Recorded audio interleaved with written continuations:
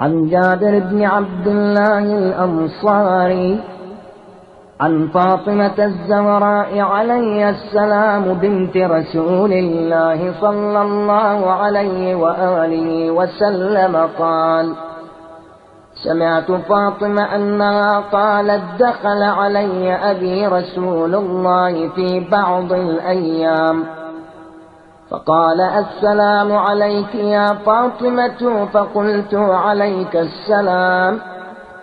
قال: إني أجد في بدني ضعفا.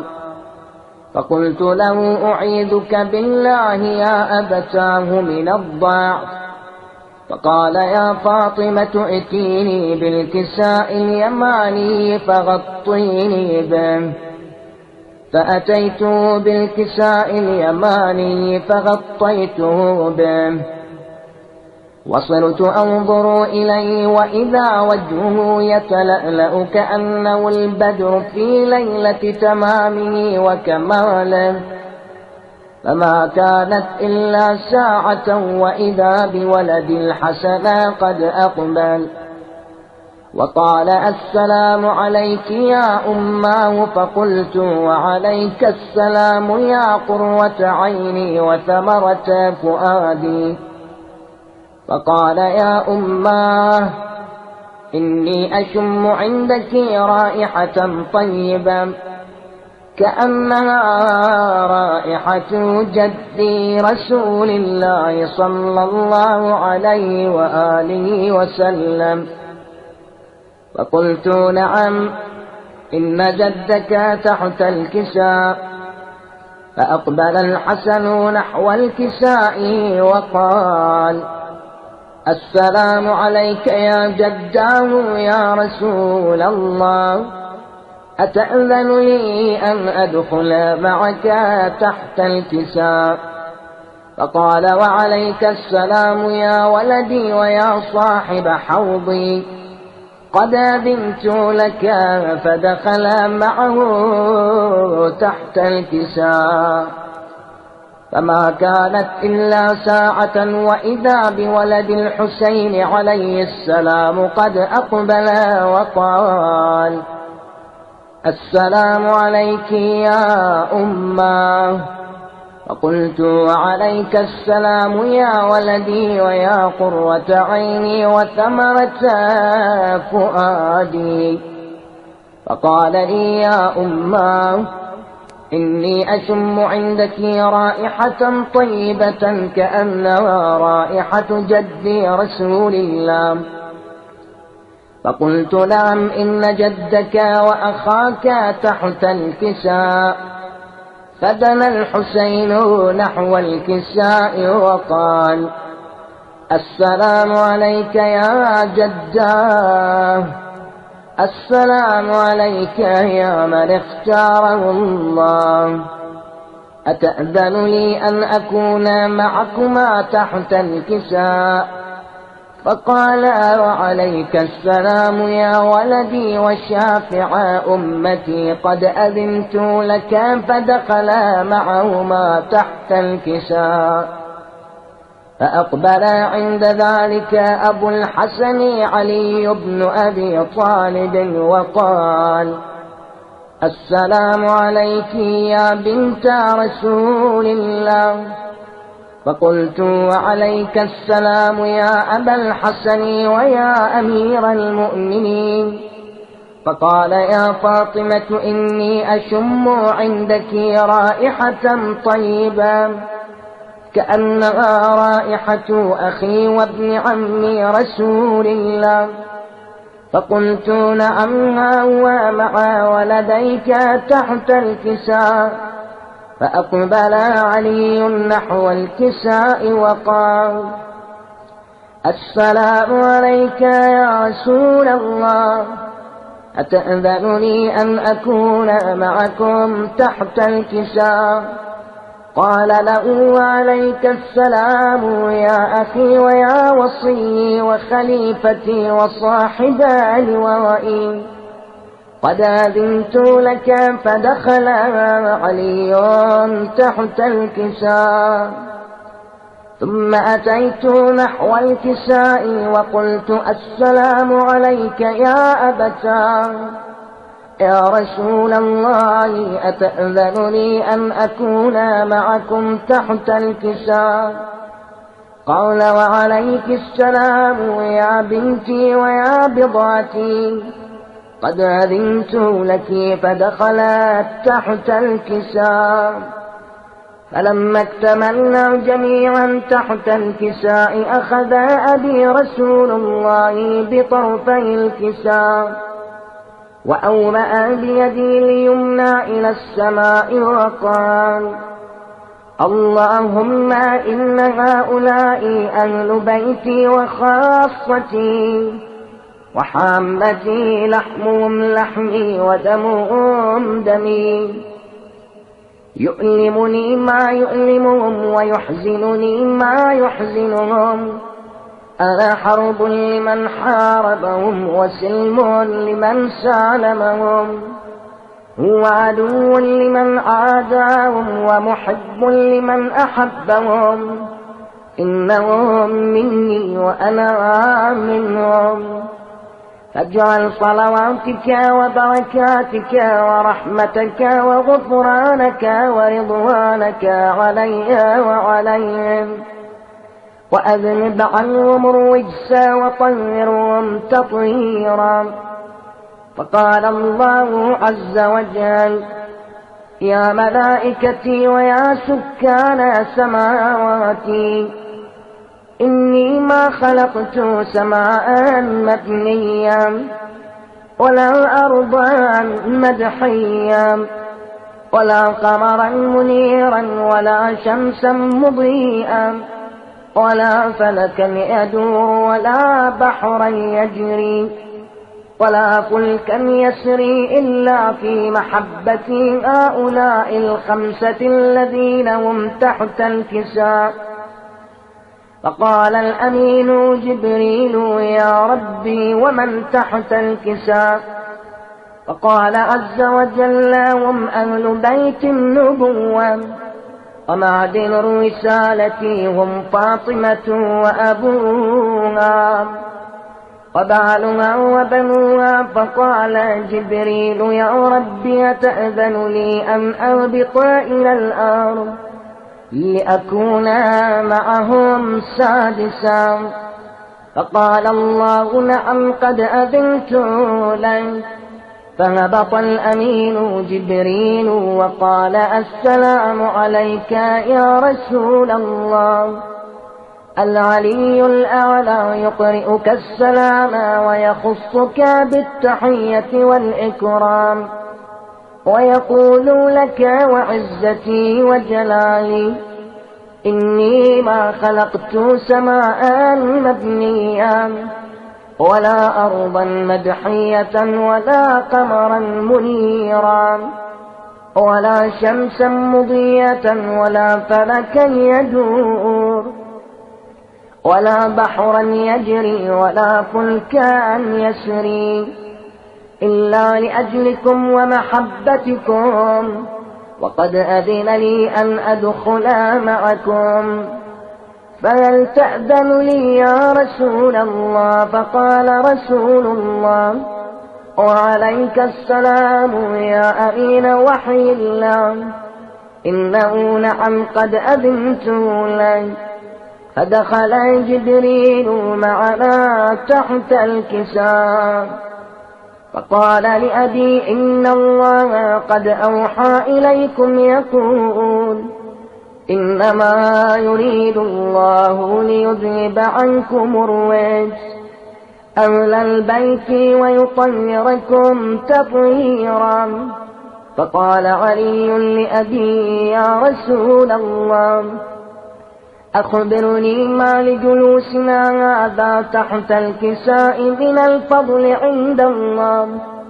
فقال النبي صلى الله عليه وآله: والذي بعثني بالحق نبيا واصطفاني بالرسالة نجيا ما ذكر خبرنا هذا في محفل من محافل أهل الأرض، وفيه جمع من شيعتنا ومحبينا، إلا ونزلت عليهم الرحمة وحفت بهم الملائكة، واستغفرت لهم إلى أن يتفرقوا. فقال علي عليه السلام: إذا والله فزنا وفاز شيعتنا ورب الكعبة. فقال أبي رسول الله صلى الله عليه وآله: يا علي والذي بعثني بالحق نبيا واصطفاني بالرسالة نجيا، ما ذكر خبرنا هذا في محفل من محافل أهل الأرض، وفيه جمع من شيعتنا ومحبينا، وفيهم مهموم إلا وفرج الله هما، ولا مغموم إلا وكشف الله غما، ولا طالب حاجة إلا وقضى الله حاجته. فقال علي عليه السلام: إذا والله فزنا وسعدنا، وكذلك شيعتنا فازوا وسعدوا في الدنيا والآخرة ورب الكعبة.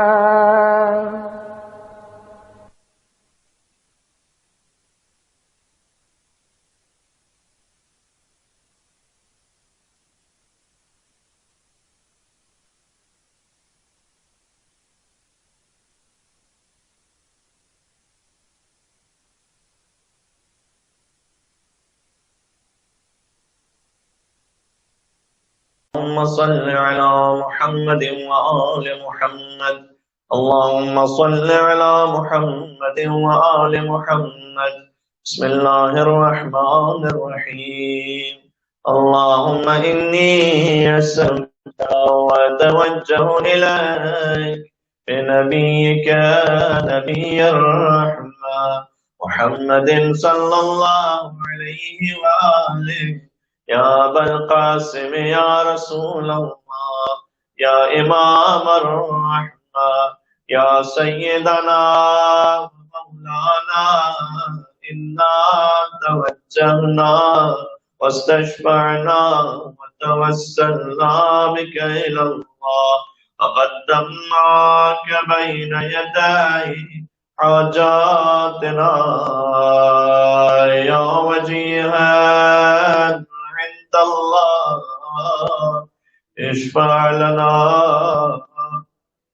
عند الله يا أبا الحسن يا أمير المؤمنين، يا علي بن أبي طالب، يا حجة الله على خلقه، يا سيدنا ومولانا، إنا توجهنا واستشفعنا وتوسلنا بك إلى الله، فقدمناك بين يدي حاجاتنا يا وجيها عند الله، اشفع لنا عند الله يا فاطمة الزهراء يا بنت محمد، يا قرة عين الرسول، يا سيدتنا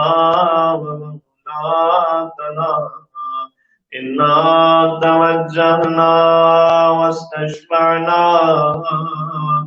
وتوسلنا بك إلى الله، وقدمناك بين يدي حاجاتنا يا وجيهة عند الله،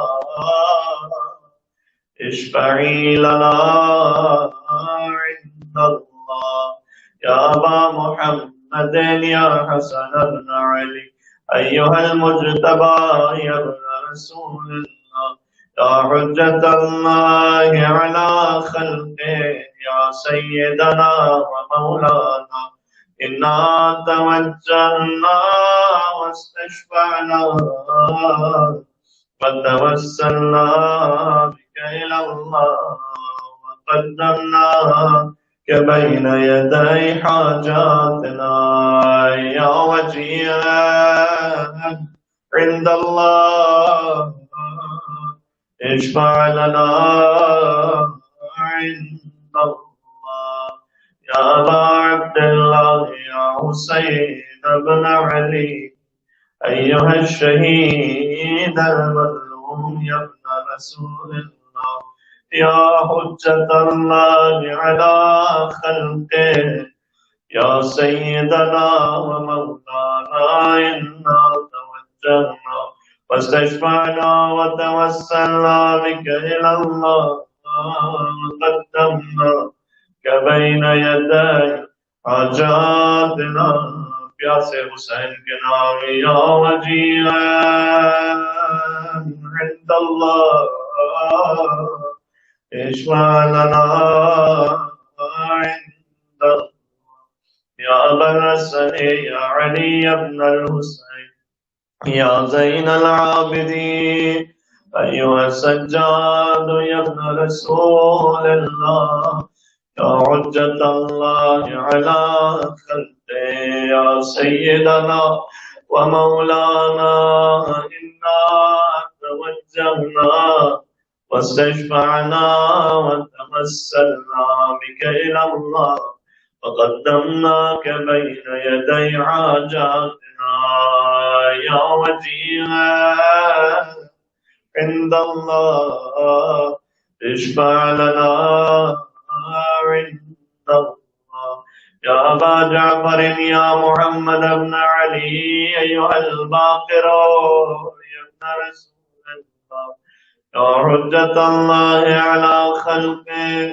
يا سيدنا ومولانا إنا توجهنا واستشفعنا وتوسلنا بك إلى الله وقدمناك بين يدي حاجاتنا يا وجيها عند الله اشفع لنا عند الله يا أبا عبد الله يا جعفر بن محمد أيها الصادق يا ابن رسول الله يا حجة الله على خلقه يا سيدنا ومولانا إنا توجهنا واستشفعنا وتوسلنا بك إلى الله فقدمناك بين يدي حاجاتنا يا وجيها عند الله اشفع لنا عند الله يا أبا الحسن يا موسى بن جعفر أيها الكاظم يا ابن رسول الله يا حجة الله على خلقه يا سيدنا ومولانا إنا توجهنا واستشفعنا فتوسلنا بك إلى الله وقدمناك بين يدي حاجاتنا يا وجيها عند الله اشفع لنا عند الله يا أبا الحسن يا علي بن موسى أيها الرضا يا ابن رسول الله يا حجة الله على خلقه يا سيدنا ومولانا إنا توجهنا واستشفعنا وتوسلنا بك إلى الله وقدمناك بين يدي حاجاتنا يا وجيها عند الله اشفع لنا عند الله يا أبا جعفر يا محمد بن علي أيها التقي الجواد يا ابن رسول الله يا حجة الله على خلقه يا سيدنا ومولانا توجهنا واستشفعنا وتوسلنا بك إلى الله وقدمناك بين يدي حاجاتنا يا وجيها عند الله اشفع لنا عند الله يا أبا الحسن يا علي بن محمد أيها الهادي النقي يا ابن رسول الله يا حجة الله على خلقه يا سيدنا ومولانا إنا توجهنا واستشفعنا وتوسلنا بك إلى الله وقدمناك بين يدي حاجاتنا يا وجيها عند الله اشفع لنا عند الله يا أبا محمد يا حسن بن علي أيها الذكي العسكري يا ابن رسول الله يا حجة الله على خلقه يا سيدنا ومولانا إنا توجهنا واستشفعنا وتوسلنا بك إلى الله وقدمناك بين يدي حاجاتنا يا وجيها عند الله اشفع لنا عند الله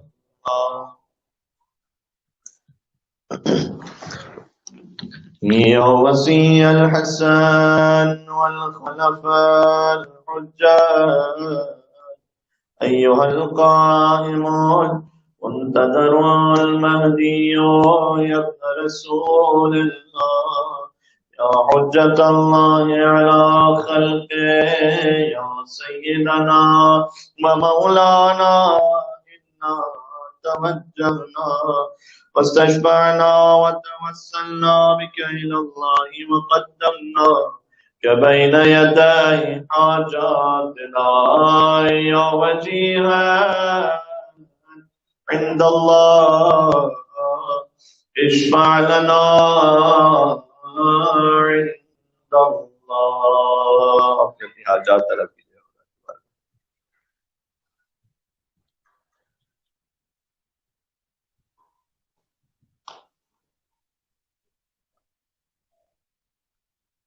रोज़गार में रमज़ान की बरकतों को हासिल करने की तौफीक अता फरमा, गुनाहों से मग़फ़िरत फरमा, तेरा हक़ीक़ी बंदा बनने की हुज़ूर का उम्मती मौला अली का शिया इमाम हुसैन अलैहिस्सलाम का अज़ादार हज़रत मेहदी का मुंतज़िर बनने की तौफीक अता फरमा। ऐ परवरदिगार, जहाँ जहाँ मोमिनीन मज़लूम है उनकी नुसरत फरमा, बिलखुसूस जो मिसिक फैमिली के मोमिनीन हैं उन्हें उनके खानवादों से जल्द मिला दे, और जो जुल्म करने वाले हैं उन्हें नीस्त और नाबूद और वासिल जहन्नम फरमा। ऐ परवरदिगार, वास्ता मोहम्मद और आले मोहम्मद के वालिदैन के हुकूक अदा करने की और औलाद के हुकूक अदा करने की, हमसर के हुकूक अदा करने की और मोमिनीन के हुकूक अदा करने की तौफीक अता फरमा। हमारी गुनाहगार आंखों को मौला के दीदार से मुनव्वर फरमा, हज़रत के ज़ुहूर पुर नूर में ताजील फरमा। या सादाती व मवालिया इन्नी तवज्जहतु बिकुम हिम्मती व उद्दती लियौम फ़क़री व फ़ाक़ती व हाजती इलल्लाह व तवस्सलतु बिकुम इलल्लाह वस्तशफ़अतु बिकुम इलल्लाह फशफ़अू ली इंदल्लाह वस्तन्क़िज़ूनी मिन ज़ुनूबी इंदल्लाह फ़इन्नकुम वसीलती इलल्लाह व बिहुब्बिकुम व बिक़ुर्बिकुम अर्जू निजातम मिनल्लाह फ़कूनू इंदल्लाह रजाई। या सादाती या औलिया अल्लाह सल्लल्लाहु अलैहि मजमईन वलअन अल्लाह अअदा अल्लाह ज़ालिमीन मिनल अव्वलीन वल आखिरीन आमीन या रब्बल आलमीन। अल्लाहुम्मा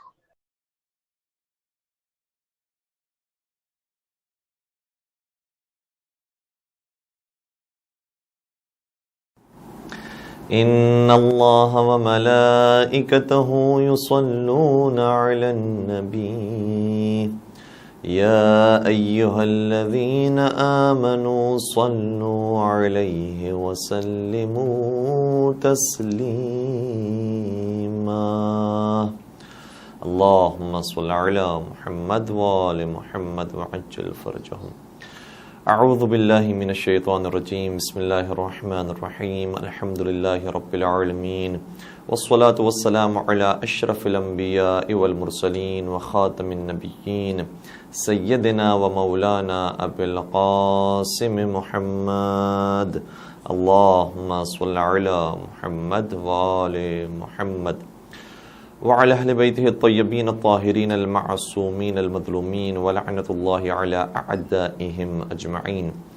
أما بعد فقد قال الله تبارك وتعالى في محكم كتابه المجيد وفرقانه الحميد. بسم الله الرحمن الرحيم. إنا نحن نحيي الموتى ونكتب ما قدموا وآثارهم وكل شيء أحصيناه في إمام مبين. درود پڑھ دیجئے محمد وآل محمد پر. اللہم صل علی محمد وآل محمد وعجل فرجہم. مومن کرام، سب سے پہلے میں آپ کی خدمت میں اور آپ تمام کی جانب سے حضرت حجت ابن الحسن صلوات اللہ علیہ کی خدمت میں ان کے جد امجد کی شب ضربت کی تعزیت پیش کرتے ہیں اور دعا کرتے ہیں کہ ہمارا شمار پروردگار محبان مولا متقیان میں فرمائے اور دشمنان اہل بیت کو نیست و نابود فرمائے. آج چونکہ شب ضربت ہے، اس لیے ہم مناسب سمجھتے ہیں کہ مولا متقیان ہی کی سیرت اور ان کی تاریخ اور ان کے فضائل کے اوپر روشنی ڈالنے کی کوشش کریں. ظاہر سی بات ہے کہ نبی اکرم حضرت محمد مصطفیٰ صلی اللہ علیہ وسلم نے شاہ فرمایا تھا کہ لو ان الغیاض اقلام والبحر مداد والجن حساب والانس کتاب ما احصوا فضائل علی ابن ابی طالب علیہ السلام. فرماتے ہیں کہ اگر دنیا جہاں کے جنگل کے سارے درخت قلم بن جائیں اور سارا سمندر سیاہی بن جائے، لکھنے والے انسان ہو جائیں، حساب و کتاب رکھنے والے جنات ہو جائیں، یہ سب مل کر بھی فضائل علی کو لکھنے کی کوشش کریں تو یہ ختم ہو جائیں گے، فضائل علی ابن ابی طالب علیہ السلام ختم نہ ہوں گے. اس قدر فضائل حضرت مولا متقیان امیر المؤمنین حضرت علی ابن ابی طالب علیہ السلام کے موجود ہیں، اور جن کو خود قرآن کریم نے جا بجا مختلف انداز سے یاد کیا. کبھی نبع عظیم کہا، کبھی صالح المؤمنین کہا، کبھی خیر البریہ کہا، کبھی النعیم کہا، اور کبھی صراط مستقیم کہا. اور پھر حضرت ابن عباس کو جملہ ہمارے سامنے آتا ہے کہ نزلت فی علی ابن ابی طالب 300 آیت. حضرت علی علیہ السلام تنہا وہ فرد ہیں کہ جن کی شان میں کم از کم قرآن کریم کی 300 آیتیں نازل ہوئی ہیں. اللہ اکبر. اگر کسی کی شان میں کوئی ایک آیت بھی نازل ہو جائے تو اس کی تو زندگی سنور جائے، اس کی نسلیں فخر کریں گی کہ ہمارے لیے پروردگار عالم نے ایک آیت نازل کی ہے. تو حضرت مولا متقیان وہ ہیں کہ جن کی شان میں 300 سے زیادہ آیتیں نازل ہوئی ہیں. اور کسی نے کیا خوب کہا کہ علی کی ذات کو سمجھے خدا یا مصطفیٰ سمجھے، علی کی ذات کو سمجھے خدا یا مصطفیٰ سمجھے، مگر ہے بات حیرت کی کہ بندے کیا سے کیا سمجھے. آئے ہائے، اس لفظ کے اندر کیا سے کیا ہمیں پوری انہوں نے بات سمیٹ دی کہ علی کی ذات کو سمجھے خدا یا مصطفیٰ سمجھے، مگر ہے بات حیرت کی کہ بندے کیا سے کیا سمجھے. ہزاروں آیتیں نازل ہوئی ہیں شان حیدر میں، ہزاروں آیتیں نازل ہوئی ہیں شان حیدر میں، نہ سمجھے اس پر بھی کوئی تو پھر اس کو خدا سمجھے. درود پڑھ دیجئے محمد و آل محمد پر. اللہم صل علی محمد و آل محمد وعجل فرجہم. تو ہم اس کا ذکر کر رہے ہیں کہ جس کے فضائل کا احصاء نہیں ہے. اور پھر علامہ قزوینی کہ جنہوں نے باقاعدہ اس فیلڈ میں کام کیا ہے، ان کا بڑا لطیف اور بڑا خوبصورت جملہ ہے. اپنے شاگردوں کے درمیان رہ کر وہ بیان کرتے ہیں کہ اگر آپ تمام فضائل علی کی بات کریں تو اس کو لکھنا تو بعید ہے ہی، ناممکن ہے ہی، لیکن ساتھ ساتھ میں کہتا ہوں کہ اگر فضائل علی میں سے کسی ایک فضیلت کو بھی ہم کما حق لکھنے کی کوشش کریں تو اس ایک فضیلت کو بھی لکھنے سے بشریت قاصر ہے. اسی لیے تو حضرت میر انیس آل اللہ مقاموں نے کیا خوبصورت شعر کہا تھا کہ کوئی بھی خطا آل سے موسوم نہیں ہے. میرے ساتھ، کوئی بھی خطا آل سے موسوم نہیں، کتنے ہی فضائل ہیں جو مرقوم نہیں، کتنے ہی فضائل ہیں جو مرقوم نہیں. یا رب تیرے حیدر کے فضائل کی حدیں، یا رب تیرے حیدر کے فضائل کی حدیں خود تیرے فرشتوں کو بھی معلوم نہیں. اور حقیقت یہی ہے کہ فرشتوں کی بھی ایک منزل ہے، اور اس منزل سے آگے پھر حضرت علی مرتضی حضرت محمد مصطفیٰ صلی اللہ علیہ وآلہ وسلم دکھائی دیتے ہیں۔ ارے جس کے بچوں کے دربان ملائکہ ہوں، خود اس باپ کی کیا حالت ہوگی؟ اور فطرس جیسے ملائکہ اپنی بخشش کروانے کے لیے حسین کے جھولے کا سہارا لیں تو حسین کے باپ کی حالت اور ان کی کیفیت اور منزلت کیا ہوگی؟ تو حضرت مولانا متقیان کے فضائل کی اگر ایک گوشے کو ہم قرآن کریم میں تلاش کرنے کی کوشش کریں تو قرآن مجید ان کی کثرت کے ساتھ قصیدے پڑھ رہا ہے۔ دوسری طرف سے اگر احادیث رسول اکرم صلی اللہ علیہ وسلم کی نگاہ کریں تو وہاں پر کثرت سے احادیث موجود ہیں۔ جناب ابن عباس کے سامنے ایک شخص آیا اور کہنے لگا کہ اے ابن عباس، مجھے علی مرتضیٰ کے 3000 فضائل معلوم ہیں کہ جو میں نے پیغمبر اکرم سے سنے ہیں۔ 3000 فضائل۔ ابن عباس نے کہا کہ تو جس ہستی کی بات کر رہا ہے اس کے صرف 3000 فضائل تجھے معلوم ہیں؟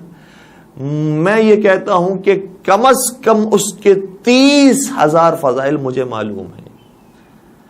30,000 فضائل۔ اور ہمارے اور آپ کے چھڑے سرکار حضرت امام جعفر صادق علیہ السلام اس آیت کے بارے میں کہ جو آج کی رات جس کی تلاوت کرنی چاہیے اور ہر رات شب قدر میں اس کی تلاوت کرنی چاہیے، بسم اللہ الرحمن الرحیم، انا انزلناہ فی لیلۃ القدر وما ادراک ما لیلۃ القدر لیلۃ القدر خیر من الف شہر۔ ہم نے اس کو شب قدر میں نازل کیا اور تم کیا جانو کہ شب قدر کیا ہے؟ یہ ایک رات 1000 مہینوں کے برابر نہیں، اس سے افضل ہے۔ اور 1000 مہینوں کو اگر کیلکولیٹ کیا جائے تو 80 سال کی زندگی بنتی ہے۔ ایک انسان کی زندگی سے زیادہ افضل وہ ایک رات ہے۔ وہ رات کون سی ہے؟ روایات کے اندر بہرحال جو باطن قرآن ہے اس کے بارے میں بات کی گئی تو بتایا گیا کہ وہ رات خود حضرت فاطمہ زہرا سلام اللہ علیہا ہے۔ اور اسی طرح سے باطن قرآن کی اگر اوپر گفتگو کریں تو چھٹے سرکار کا جملہ یہ ہے کہ انا انزلناہ، ہم نے نازل کیا اس کو۔ تو عام مفسرین نے تو اس سے مراد لیا ہے کہ ہم نے نازل کیا قرآن کو، لیکن قرآن کا لفظ نہیں ہے سورہ قدر کے اندر، نہ کتاب کا لفظ ہے، ضمیر موجود ہے کہ ہم نے اس کو نازل کیا۔ اس سے مراد کون ہے کہ کس کو نازل کیا ہے؟ کہ جس کے بعد یہ رات 1000 مہینوں سے افضل ہو گئی۔ کہ اس رات ولایت امیر المومنین حضرت علی ابن ابی طالب صلی اللہ علیہ وسلم کو قرآن کے ساتھ نازل کیا گیا۔ تو ولایت امیر المومنین اس رات نازل ہوئی، جس کے بعد اور قرآن کریم بھی بہرحال روایات کے مطابق قرآن کریم بھی نازل ہوا، جس کے بعد یہ رات تمام مہینوں سے اور 1000 مہینوں سے افضل قرار پائی ہے۔ اور پھر جوڑ ہے قرآن کا علی کے ساتھ، جو قرآن کہے اس پر علی عمل کریں، اور جیسا علی عمل کریں ویسے قرآن نازل ہو۔ میرے مولا متقیان نے نماز پہلے انجام دی ہے، اور اس نماز میں سائل کو انگوٹھی پہلے دی ہے، قرآن کی آیتیں بعد میں نازل ہو رہی ہیں۔ انما ولیکم اللہ ورسولہ والذین آمنوا الذین یقیمون الصلاۃ ویؤتون الزکاۃ وہم راکعون۔ صرف اور صرف تمہارا ولی، سرپرست، حاکم اللہ ہے اور اس کا رسول ہے، اور وہ صاحبان ایمان ہے جو نماز کو قائم بھی کرتے ہیں اور حالت رکوع میں زکوٰۃ بھی ادا کرتے ہیں۔ اس بارے میں کوئی اختلاف نہیں ہے کہ یہ زکوٰۃ دینے والی جو ہستی ہیں وہ کوئی اور نہیں، حضرت علی ابن ابی طالب صلی اللہ علیہ وسلم۔ اور اس آیت نے یہ بتا دیا کہ جس مرحلے پر، جس مقام پر تم نے اللہ کی ولایت کو رکھا ہوا ہے، اسی مقام پر حضرت علی کی ولایت ہے۔ اور ظاہر سی بات ہے کہ پروردگار نے یہ ولایت رسول اللہ کو اور حضرت علی مرتضی علیہ السلام کو نصیب کی۔ تو حضرت علی کی ولایت کے بارے میں بعض افرادی جو شکوک و شبہات قائم کرنے کی کوشش کرتے ہیں کہ نہیں، یہاں پر تو محبت مراد ہے، یہاں تو دوستی مراد ہے، یہاں تو پیار اور شفقت مراد ہے، تو ان سے درخواست یہ ہے کہ کیا پروردگار یہ بتانا چاہ رہا ہے کہ صرف اور صرف اللہ ولی ہے؟ یعنی اللہ وہ ہے کہ جو محبت کرنے والا ہے۔ محبت کرنے والے تو دنیا جہاں میں بہت سے لوگ ہیں، صرف اور صرف رسول اللہ محبت کرنے والے ہیں، یا ان سے صرف اور صرف محبت کی جانی چاہیے؟ کیا قرآن سے محبت نہیں ہے؟ کیا دوسروں سے، کعبے سے محبت نہیں ہے؟ مقامات مقدسہ سے محبت نہیں ہے؟ یہاں محبت کا مفہوم ٹھیک بیٹھتا ہی نہیں ہے۔ حقیقت میں یہاں حکومت کی بات کی جا رہی ہے، اور حکومت چلانے کے لیے کسی انسان کی ضرورت ہوتی ہے۔ حکومت چلانے کے لیے کسی بشر کی ضرورت ہے کہ جو ان جیسی زندگی بھی رکھتا ہو اور پھر ان سے فوقیت رکھنے کی وجہ سے ان کی ہدایت بھی کر سکتا ہوں۔ تو پروردگار عالم نے فرمایا کہ یہ جو حکومت کا اختیار ہے ہمارے ہاتھوں میں، ہم بناتے ہیں حاکم، اور ہم نے رسول اکرم کو بنایا ہے اور ان کے بعد مولا متقیان کو بنایا ہے۔ تو حکومت کی بات کی جا رہی ہے کہ پروردگار عالم نے فرمایا کہ حاکم خدا ہے اور اس کا رسول ہے، اور وہ صاحبان ایمان ہے کہ جو نماز قائم کرتے ہیں اور حالت رکوع میں زکوٰۃ ادا کرتے ہیں۔ اسی طرح سے میرے مولا نے پہلے روزے رکھے ہیں، پھر افطار دیا ہے سائلوں کو، تو پھر آیت نازل ہو رہی ہے وَيُطْعِمُونَ الطَّعَامَ عَلَىٰ حُبِّهِ مِسْكِينًا وَيَتِيمًا وَأَسِيرًا إِنَّمَا نُطْعِمُكُمْ لِوَجْهِ اللَّهِ لَا نُرِيدُ مِنكُمْ جَزَاءً وَلَا شَكُورًا۔ کچھ لوگ ایسے بھی ہیں جو اپنا کھانا اللہ کی محبت میں یتیم، مسکین اور اسیر کو دیتے ہیں، اور ان کا صرف اور صرف مقصد یہ ہوتا ہے، اور کہتے ہیں کہ ہم نے جو یہ کھلایا ہے یہ اللہ کی محبت میں کھلایا ہے، پروردگار کا لطف و کرم ہمارے شامل حال ہے تو ہم نے یہ عبادت انجام دی ہے۔ کیا کہنے ان کی عبادت ہوگی۔ تو ہر مرحلے میں ہم دیکھتے ہیں کہ پہلے قرآن کریم کی یا تو آیتیں نازل ہوتی ہیں تو اس کے مطابق ان کا کردار ہے، یا ان کا عمل پہلے ہوتا ہے تو اس کے مطابق قرآن کی آیتیں نازل ہوتی ہیں۔ یہ جوڑ صرف قرآن اور اہل بیت میں ہمیں نظر آتا ہے اور کسی مقام پر نظر نہیں آتا۔ اسی وجہ سے نبی اکرم حضرت محمد مصطفیٰ صلی اللہ علیہ وآلہ وسلم جب تعارف پیش کرتے ہیں اور بتاتے ہیں کہ دیکھو میں چھوڑ کر جا رہا ہوں اپنے درمیان ایسی چیزیں چھوڑ کر جا رہا ہوں جو تمہاری ہدایت کا بندوبست کرتے رہیں گی، میں چلا جاؤں گا لیکن تم گمراہ نہ ہو جانا، تم منحرف نہ ہو جانا، تمہیں ہم راہ راست بتا کر جا رہے ہیں، اسی راستے پر تمہیں رہنا ہے۔ وہ کون سے راہ راست ہیں، وہ کون سے ہادی ہیں کہ جن کو معین کر کے جا رہے ہیں؟ یہ روایت بھی تمام کتب مسلمانان عالم کے اندر موجود ہے، اس میں کوئی اختلاف نہیں ہے، البتہ لفظوں کے کہیں کہیں پر اختلاف ہے، لیکن معنی کے اندر کوئی زیادہ فرق نہیں ہے۔ فرمایا کہ انی تارک فیکم الثقلین کتاب اللہ وعطرتی اہل بیتی ما ان تمسکتم بہما لن تضلوا بعدی ابدا۔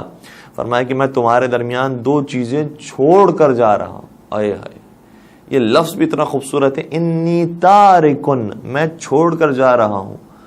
گویا نبی اکرم نے یہ اشارہ دے دیا کہ میں جن کو چھوڑ کر جا رہا ہوں ان کو اپنی مرضی سے بنا کر نہیں جا رہا، بنانے کا حق پروردگار کے پاس ہے۔ انی جاعل فی الارض خلیفہ، انی جاعلک للناس اماما۔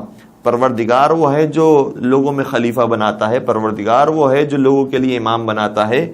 میں پروردگار کے بنائے ہوئے ہوں کو تمہارے درمیان چھوڑ کر جا رہا ہوں۔ انی تارکم فیکم الثقلین کتاب اللہ وعطرتی اہل بیتی ما ان تمسکتم بہما، جب تک تم ان دونوں سے متمسک رہو گے لن تضلوا بعدی ابدا، تم کبھی بھی گمراہ نہیں ہوگے۔ تو ہمیں دونوں کے دامن کو مضبوطی سے پکڑ لینا، اور ان دونوں میں کوئی اختلاف نہیں ہے۔ جو حضرت علی کا کردار ہے وہی قرآن مجید کا احکام ہے، بلکہ میں یہ کہوں کہ قرآن کریم کو اگر کسی شخص میں ڈالا جائے تو وہ علی مرتضیٰ بنتے ہیں، اور اگر حضرت علی مرتضیٰ کی سیرت کو تحریری شکل دی جائے تو وہ قرآن کریم بنتا ہے۔ ایسے قرآن اور اہل بیت ایک دوسرے کے ساتھ ساتھ ہیں۔ تو بہت زیادہ فضائل ہے میرے مولا متقیان کے، اور کس حصے کو بیان کریں کس حصے کو چھوڑیں، یہ خود ہمارے لیے ایک بڑا چیلنج ہوتا ہے کہ ان 3 دنوں میں کس طرح سے مولا متقیان کے فضائل کو ہم کور کرنے کی کوشش کریں۔ مولا متقیان کا جیسا علم ہے ویسے دنیا میں کسی کا علم نہیں، بلکہ اگر علماء کی فہرست تیار کی جائے اور بڑے بڑے علماء کے نام لکھے جائیں تو ہر ایک نے علم حاصل کیا ہے تو یا علی مرتضیٰ سے کیا ہے یا اولاد علی مرتضیٰ سے کیا ہے۔ سب سے بڑا نام کس کا ہے؟ اگر آپ کہتے ہیں کہ امام اعظم ابو حنیفہ کا نام سب سے بڑا ہے تو انہوں نے خود تعلیم کہاں سے حاصل کی؟ انہوں نے تعلیم حاصل کی ہے 5ویں امام محمد باقر علیہ السلام سے، اور کسی حد تک 6ٹھے امام سے بھی۔ اور خود اگر ہم یہاں تک پہنچ گئے تو پتہ چل گیا کہ امام ابو حنیفہ کو جو علم ملا ہے تو وہ اولاد علی کے ذریعے ملا۔ اسی طرح سے امام مالک ہو، امام شافعی ہو، امام احمد بن حنبل ہو، باقی جتنے بھی افراد۔ اور اسی طرح سے آپ آگے چلے جائیے، جناب ابن عباس کا علم کہاں سے آیا ہے؟ جب کسی نے کہا تھا، بلکہ کسی نے کہا، خلیفہ ثانی نے ایک مرتبہ ابن عباس کو بلایا، چونکہ کسی نے کہا کہ حضرت ابن عباس سے جب بھی سوال کیا جاتا ہے ان کے پاس ہر سوال کا جواب ہوتا ہے، تو خلیفہ نے کہا کہ میرے پاس بھی ان کو بھیجنا۔ ایک محفل لگی ہوئی تھی اور اس میں کسی موضوع پر سوال ہوا، گفتگو ہوئی۔ جب بات جناب ابن عباس پر آئی تو انہوں نے ایسی گفتگو کی کہ خود خلیفہ اعتراف کرنے لگے کہ جیسی گفتگو ابن عباس نے کی ہے اس مجمع میں کسی نے نہیں کی، ایسا حق ادا کیا۔ اور پھر جب کسی نے تعریف کی اور کہا کہ کیا کہنا آپ کے علم کا، آپ کا علم کہاں پر اور آسمانوں پر موجود ہے، تو اس وقت ابن عباس نے فضائل علی کو بیان کیا اور کہا کہ جانتے ہو کہ یہ علم مجھے کہاں سے ملا ہے؟ فرمانے لگے ما علمی وعلم اصحاب محمد فی علم علی الا کقطرۃ فی سبعۃ ابحر۔ میرا علم کیا، تمام صحابہ کرام کا علم اگر ایک طرف رکھا جائے اور علی کا علم ایک طرف رکھا جائے تو ایسے ہی ہوگا کہ جیسے ایک قطرہ ہو ایک سمندر کے مقابلے میں۔ یہ علم علی مرتضیٰ علیہ الصلوۃ والسلام ہے۔ بلکہ ایک اور روایت آپ کی خدمت میں ہدیہ کروں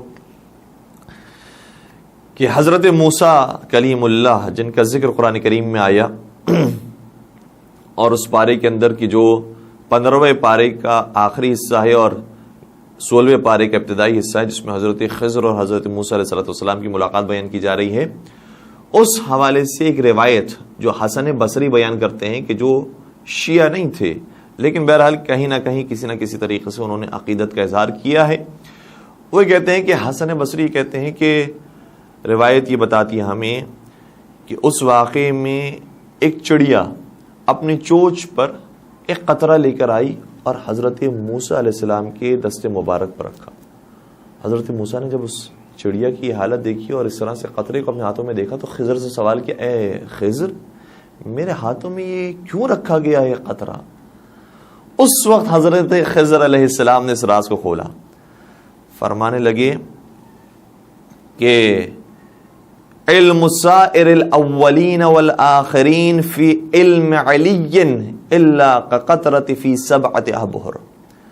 اولین سے لے کر آخرین تک تمام کا علم علی مرتضیٰ کے علم کے مقابلے میں ایسا ہی ہے کہ جیسے ایک قطرہ 7 سمندر کے مقابلے میں۔ اللہ اکبر، اس قدر حضرت علی مرتضیٰ کا علم وسیع اور عریض تھا۔ اور پھر نبی اکرم حضرت محمد مصطفیٰ صلی اللہ علیہ وآلہ وسلم کی وہ تعبیر ہمارے سامنے آتی ہے کہ فرماتے ہیں کہ انا مدینۃ العلم وعلی بابھا۔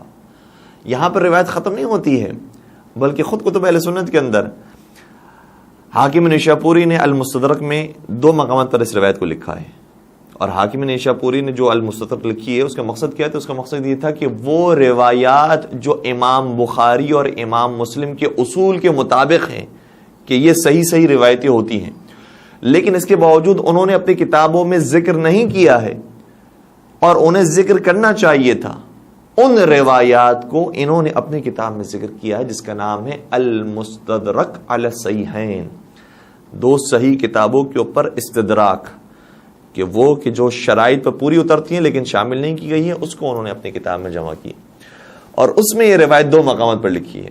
کہتے ہیں نبی اکرم نے شاہ فرمایا انا مدینۃ العلم وعلی بابھا، میں علم کا شہر ہوں، علی اس کا دروازہ ہے۔ پھر آگے شاہ فرمایا فمن اراد المدینۃ فلیأت الباب، میں علم کا شہر ہوں، علی اس کے دروازے ہیں، اسی شہر کے دروازے علی ہیں، اب جو شہر میں داخل ہونا چاہے وہ دروازے سے ہو کر آئے۔ یہاں پر پتہ چل گیا کہ اگر کسی نے اس روایت میں اور اضافہ کرنے کی کوشش بھی کی ہے تو حکم رسول یہی ہے کہ اگر تمہیں شہر تک پہنچنا ہے تو چھتوں سے ہو کر نہیں آنا، کھڑکیوں سے ہو کر نہیں آنا، فرش پر لیٹے لیٹے نہیں آنا، اگر آنا تم اس شہر کے اندر تو در علی مرتضیٰ سے ہو کر آنا۔ اور جب کسی اور عالم اہل سنت ظاہراً امام احمد بن حنبل سے یہ سوال کیا گیا کہ بتائیے جبریل امی کیا حضرت علی پر بھی نازل ہوئے تھے، تو انہوں نے کہا کہ یہ پہلے مجھے بتاؤ کہ کیا نبی اکرم پر نازل ہوئے تھے؟ انہوں نے کہا کہ ہاں نازل ہوئے تھے۔ پھر سوال کیا کہ کتنی مرتبہ نبی اکرم پر نازل ہوئے تھے؟ کہا کہ نبی اکرم پر اب روایات میں جو بات موجود ہے اور مختلف طریقے سے اتنی مرتبہ نبی اکرم پر نازل ہوئے تھے۔ کہ اگر انہوں نے کہا کہ 6000 مرتبہ نبی اکرم پر جبریل امی نازل ہوئے تھے یاد رکھو مولا علی کے پاس 12,000 مرتبہ جبرائیل آئے ہوں گے. کیوں؟ اس کی دلیل اسی حدیث سے دی کہ اس لیے کیونکہ نبی اکرم نے شاہ فرمایا جو میرے شہر تک پہنچنا چاہتا ہے وہ دروازے سے ہو کر آئے. اور دروازہ کس کو قرار دیا ہے؟ دروازہ علی مرتضیٰ ہے. اب جو نبی تک پہنچنا چاہتا ہے وہ علی سے ہو کر آئے. لہٰذا اتنی ہی مرتبہ حضرت علی نے جبرائیل امی کی زیارت کی ہے. اور ساتھ ساتھ جب جبرائیل امی جایا کرتے ہوں گے تو اسی دروازے سے جایا کرتے ہوں گے. اس لیے نبی اکرم نے اگر 6,000 مرتبہ زیارت کی ہے تو حضرت علی مرتضیٰ نے 12,000 مرتبہ زیارت کی ہے. درود پڑھ دیجئے محمد و آل محمد پر. اللہم صلی علی محمد و آل محمد وعجل فرجہم. اور پھر میرے مولا کے علم کے بارے میں خود انہوں نے فرمایا سلونی قبل ان تفقدونی، مجھ سے سوال کرو قبل اس کے کہ تم مجھے کھو دو. سوال کرو. اور یہ کتنی مرتبہ فرمایا؟ حتیٰ وقت آخر بھی جب زخمی حالت میں تھے تب بھی فرمایا سلونی قبل ان تفقدونی، مجھ سے پوچھو قبل اس کے کہ تم مجھے کھو بیٹھو اور میں تمہارے درمیان نہ ہوں، مجھ سے سوال کرو. اور ایک مقام پر باقاعدہ یہ ارشاد فرمایا. اور ظاہراً جب کوفے کے ممبر پر تشریف لائے، اور کوفے والے بہرحال ہر طرح سے لوگ نہیں جانتے تھے کہ مولا متقیان کی شخصیت کیا ہے، ان کا علم، ان کا فضل، ان کا کرم کیا ہے، کیونکہ مدینے والے تو بہرحال دیکھ رہے تھے، جان رہے تھے فضائل کو، لیکن کوفے والے ہر ایک اتنا علم نہیں رکھتا تھا. تو میرے مولا نے ممبر پر آ کے آتے یہ فرمانے لگے واللہ لو ثنیت لی الوسادہ ثم اجلست علیہا لحکمت بین اہل التورات بتوراتہم وبین اہل الانجیل بانجیلہم وبین اہل الفرقان بفرقانہم حتی ینادی کل کتاب بان علیا حکم فی بحکم اللہ. فرمایا خدا کی قسم اگر میرے لیے مسند کو بچھا دیا جائے اور مجھے اس پر بٹھا دیا جائے اور اہل تورات میرے سامنے لائے جائیں تو میں انہیں کی کتاب تورات سے ان کے لیے فیصلہ سناؤں گا. اور اگر انجیل والے میرے سامنے آ جائیں تو میں انجیل والوں کو انجیل ہی سے ان کے سامنے فیصلہ سناؤں گا. اور اگر اہل فرقان اور اہل قرآن میرے سامنے آ جائیں تو میں اس کا جواب قرآن کریم سے ہی انہیں دوں گا. اور ایسا جواب دوں گا حتی ینادی کل کتاب، یہاں تک کہ یہ خود کتابیں پکار اٹھیں گی کہ جو علی نے ہمارے بارے میں حکم دیا ہے وہی حکم خداوندی ہے. اللہ اکبر، کتنا بڑا دعویٰ. اور یہ دعویٰ کن دلائل کے ساتھ لوگوں کے سامنے آیا یہ ہمارے سامنے واضح ہے. اور قرآن کریم کی وہ آیت جو ہم نے سرنامہ کلام میں بھی آج پڑھنے کا شرف حاصل کیا، ارشاد ہوتا ہے کہ انا نحن نحیی الموتى ونکتب ما قدموا وآثارهم وكل شیء احصیناہ فی امام مبین. پروردگار عالم نے سورہ یاسین میں شاہ فرمایا کہ ہم ہیں جو مردوں کو زندہ کرتے ہیں. ہائے ہائے ہائے، اس کے اوپر بھی بڑی تفاسیر ہے لیکن میں آگے منزل تک پہنچنا چاہتا ہوں. وَنَكْتُبُ مَا قَدَّمُوا وَآثَارُهُمْ، اور ہم ان چیزوں کو بھی لکھتے ہیں جو وہ انجام دے چکے ہیں اور ان کو بھی لکھتے ہیں جنہیں انجام دیا تھا ابھی اس کے آثار باقی ہیں، ان کو بھی ہم لکھ رہے ہیں، ان کے آثار باقی ہیں. کسی نے کوئی مسجد تعمیر کی تھی، عمل بہت پہلے کیا تھا، مر گیا، اس کے آثار لیکن ابھی تک باقی ہیں. اب بھی نمازی آتے ہیں ان مسجدوں میں نماز پڑھتے ہیں تو ہم اس ثواب کو بھی اس کے نام اعمال میں لکھ رہے ہیں. اگر کسی نے کوئی اور کار خیر شروع کیا یا حتیٰ اپنی نیک اولاد وہ معاشرے میں چھوڑ کر گیا ہے، وہ چلا گیا، اس نے نیک اولاد کی تربیت کی تھی، عمل اب اس کا ختم ہو گیا، لیکن جو نیک اولاد صحیح راستے پر ہے اس کا ثواب باپ کے نام اعمال میں، ماں کے نام اعمال میں اب تک لکھا جا رہا ہے. اسی طرح سے آپ استاد کی بات لے لیجئے، ہاسپٹل بنانے کی بات لے لیجئے، سکولز بنانے کی بات لے لیجئے، کوئی بھی کار خیر، حتیٰ کوئی درخت لگاتا ہے، کوئی بیج بوتا ہے جس کے بعد ایک پودا نکلتا ہے، وہ درخت بن جاتا ہے جس سے لوگ فائدہ اٹھاتے ہیں، چاہے اس کے سائے سے لوگ فائدہ اٹھاتے ہیں، تب بھی اس کا ثواب اس کے نام اعمال میں لکھا جاتا ہے. اسی طرح سے کوئی کنواں کھود دے. اور آج کل کے جدید دور کے اندر بہت ساری چیزیں تبدیل ہو گئی ہیں. کوئی اگر دینی یا فلاحی کوئی چینل بناتا ہے، کوئی پیج قائم کرتا ہے اور وہ چلا گیا ہے اور اس کے بعد ایک ٹیم ہے جو اس کو آگے بڑھا رہی ہے اور کام جاری ہے اور لوگ اس سے فائدہ اٹھا رہے ہیں، اس کا ثواب بھی اس کے نام اعمال میں لکھا جائے گا. تو قرآن یہ کہتا ہے کہ انا نحن نحیی الموتى ونکتب ما قدموا وآثارهم وکل شیء احصیناہ فی امام مبین. ہم نے دنیا کی ہر چیز کو محصور کر دیا ہے امام مبین میں. ہم نے دنیا کی ہر چیز کو، ہر علم کو محصور کر دیا ہے امام مبین میں۔ اچھا، آیت کا ظاہری معنی بھی ہوتا ہے، آیت کے باطنی معنی بھی ہوتے ہیں، اور باطن کے بھی کئی باطنی معنی ہوتے ہیں، اور یہ روایات کے اندر ہم تک پہنچا ہے کہ ایک ایک آیت کے 70 معنی بھی ممکن ہے۔ تو ایک معنی جو اس کے بیان ہوئے ہیں وہ اس طرح سے روایت کے اندر کہ دو حضرات میرے نبی کی خدمت میں حاضر ہوئے، اور آپ سمجھ گئے ہوں گے انشاءاللہ کہ وہ کون سے دو بزرگ ہوں گے کہ جو نبی کی خدمت میں حاضر ہوئے، اور کہا یا رسول اللہ وہ جو آیت ہے اِنَّا نَحْنُ نُحْيِي الْمَوْتَى وَنَكْتُبُ مَا قَدَّمُوا وَآثَارَهُمْ وَكُلَّ شَيْءٍ أَحْصَيْنَاهُ فِي إِمَامٍ مُبِينٍ، ہم نے ہر چیز کو محصور کر دیا ہے امام مبین میں۔ امام مبین سے مراد تورات ہے نا، تورات میں پروردگار نے سارا علم رکھ دیا ہے۔ نبی اکرم نے ارشاد فرمایا نہیں۔ انہوں نے عرض کیا کہ پھر اسے مراد انجیل ہوگی۔ نبی اکرم نے فرمایا لا، نہیں، اس سے مراد انجیل بھی نہیں۔ انہوں نے کہا پھر اس سے مراد تو قرآن کریم ہو۔ قرآن کریم میں پروردگار نے سارا علم محصور کر دیا۔ اس موقع پر نبی اکرم نے فرمایا لا، اس سے مراد قرآن کریم بھی نہیں ہے، کیونکہ انہیں کسی اور مطلب تو پہنچانا تھا۔ اور جیسے ہی نبی نے فرمایا نہیں، کیا دیکھا کہ مسجد کے دروازے سے علی داخل ہو رہے، اور جیسے ہی میرے نبی کی نگاہ علی کے چہرے پر پڑی، فرمایا ہوا ھذا انہ الامام الذی احصى اللہ تبارک وتعالی فیہ علم کل شیء، ارے یہی تو وہ امام ہے جس میں پروردگار نے کائنات کا سارا علم محصور کر دیا ہے۔ سبحان اللہ۔ اب جو تم سیکھنا چاہتے ہو علی کے در پر آ کر سیکھو، علم دین چاہتے ہو علی کے در پر آؤ، علم دنیا چاہتے ہو علی کے در پر آؤ، علم ریاضیات چاہتے ہو علی کے در پر آؤ، علم فلسفہ چاہتے ہو علی کے در پر آؤ، علم منطق جاننا چاہتے ہو علی کے در پر آؤ، علم عرفان جاننا چاہتے ہو علی کے در پر آؤ، علم تفسیر جاننا چاہتے ہو علی کے در پر آؤ، علم حدیث جاننا چاہتے ہو علی کے در پر آؤ، علم تاریخ جاننا چاہتے ہو علی کے در پر آؤ، علم رجال جاننا چاہتے ہو علی کے در پر آؤ، علم ہندسہ جاننا چاہتے ہو علی کے در پر آؤ، علم نجوم جاننا چاہتے ہو علی کے در پر آؤ۔ بلکہ اس سے بڑھ کر میں کہوں کہ علم تو علم، آداب نماز سیکھنا چاہتے ہو تو علی کے در پر آؤ، آداب زکوٰۃ سیکھنا چاہتے ہو تو علی کے در پر آؤ، آداب جہاد سیکھنا چاہتے ہو تو علی کے در پر آؤ۔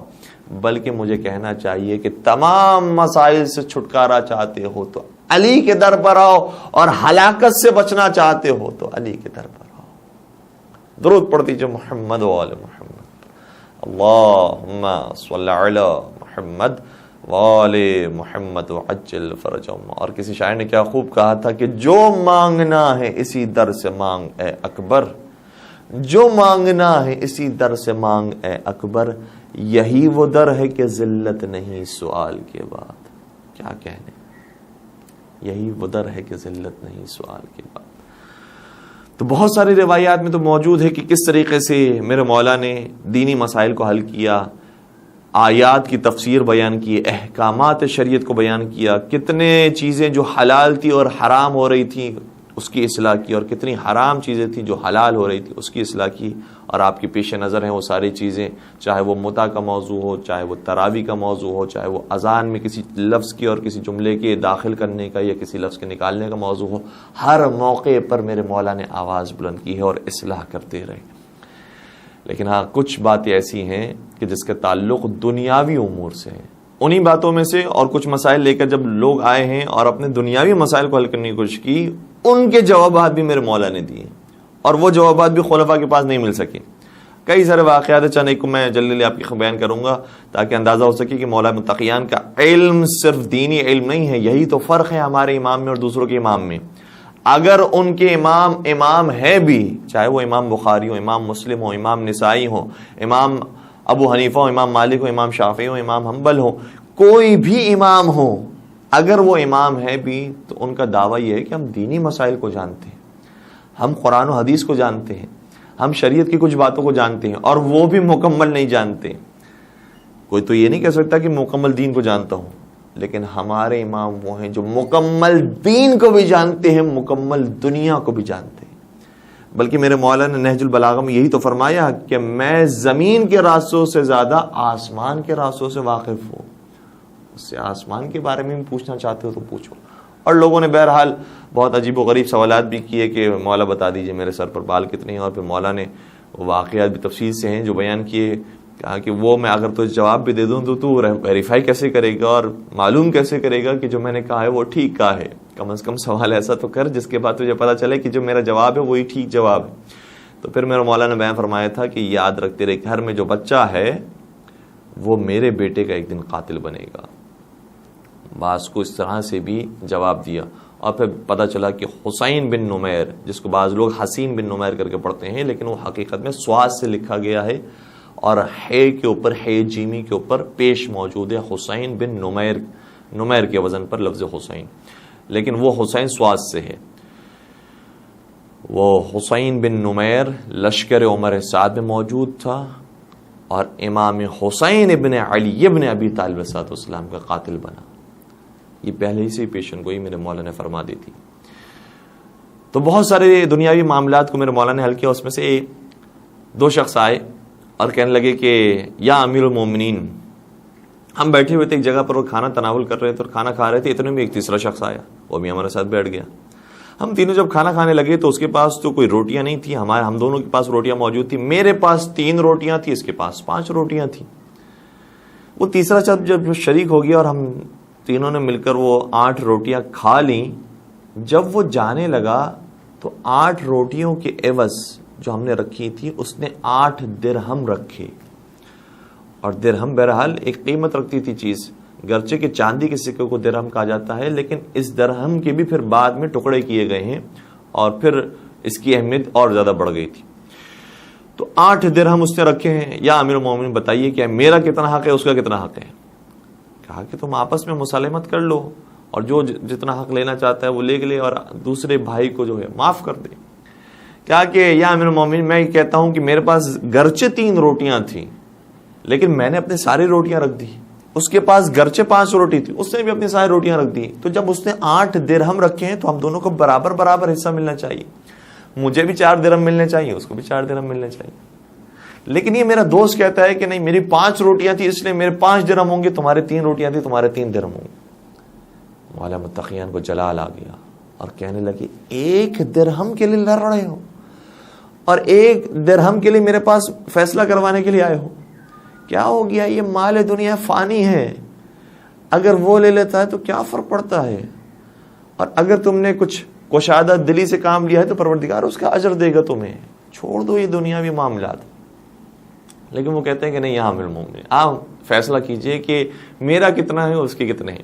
میرے مولانا نے فرمایا کہ اگر اب تم چاہتے ہو کہ تمہارے بارے میں فیصلہ ہو تو پھر یاد رکھو کہ ایسا فیصلہ ہوگا جو حق اور انصاف کے مطابق ہوگا، اور ہو سکتا ہے کہ تمہیں نقصان کا سامنا کرنا پڑے۔ اس نے کہا نہیں یا امیر المومنین، کیا نقصان ہوگا؟ یا 4 نہیں ملیں گے تو 3 مل جائیں گے، میری 3 روٹیاں تو تھی، کم از کم 3 مل جائیں گے۔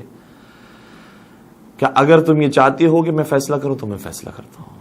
اس نے کہا کہ یا امیر المومنین آپ فیصلہ کیجیے۔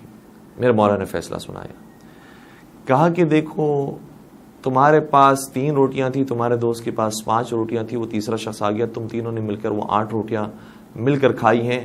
چونکہ 8 روٹیاں 3 افراد نے کھائی ہیں تو ہر روٹی کو تم 3 حصوں میں تقسیم کرو۔ انہوں نے ہر روٹی کو 3 حصوں میں اپنے ذہن میں تقسیم کیا۔ کہا یہ جو 8 روٹیوں کے حصے بنے ہیں اور ٹکڑے بنے ہیں وہ کتنے بنے؟ پھر 3 حصوں میں اگر 8 کو تقسیم کیا جائے، انہوں نے کہا کہ ملا کر یہ 24 ٹکڑے بن گئے۔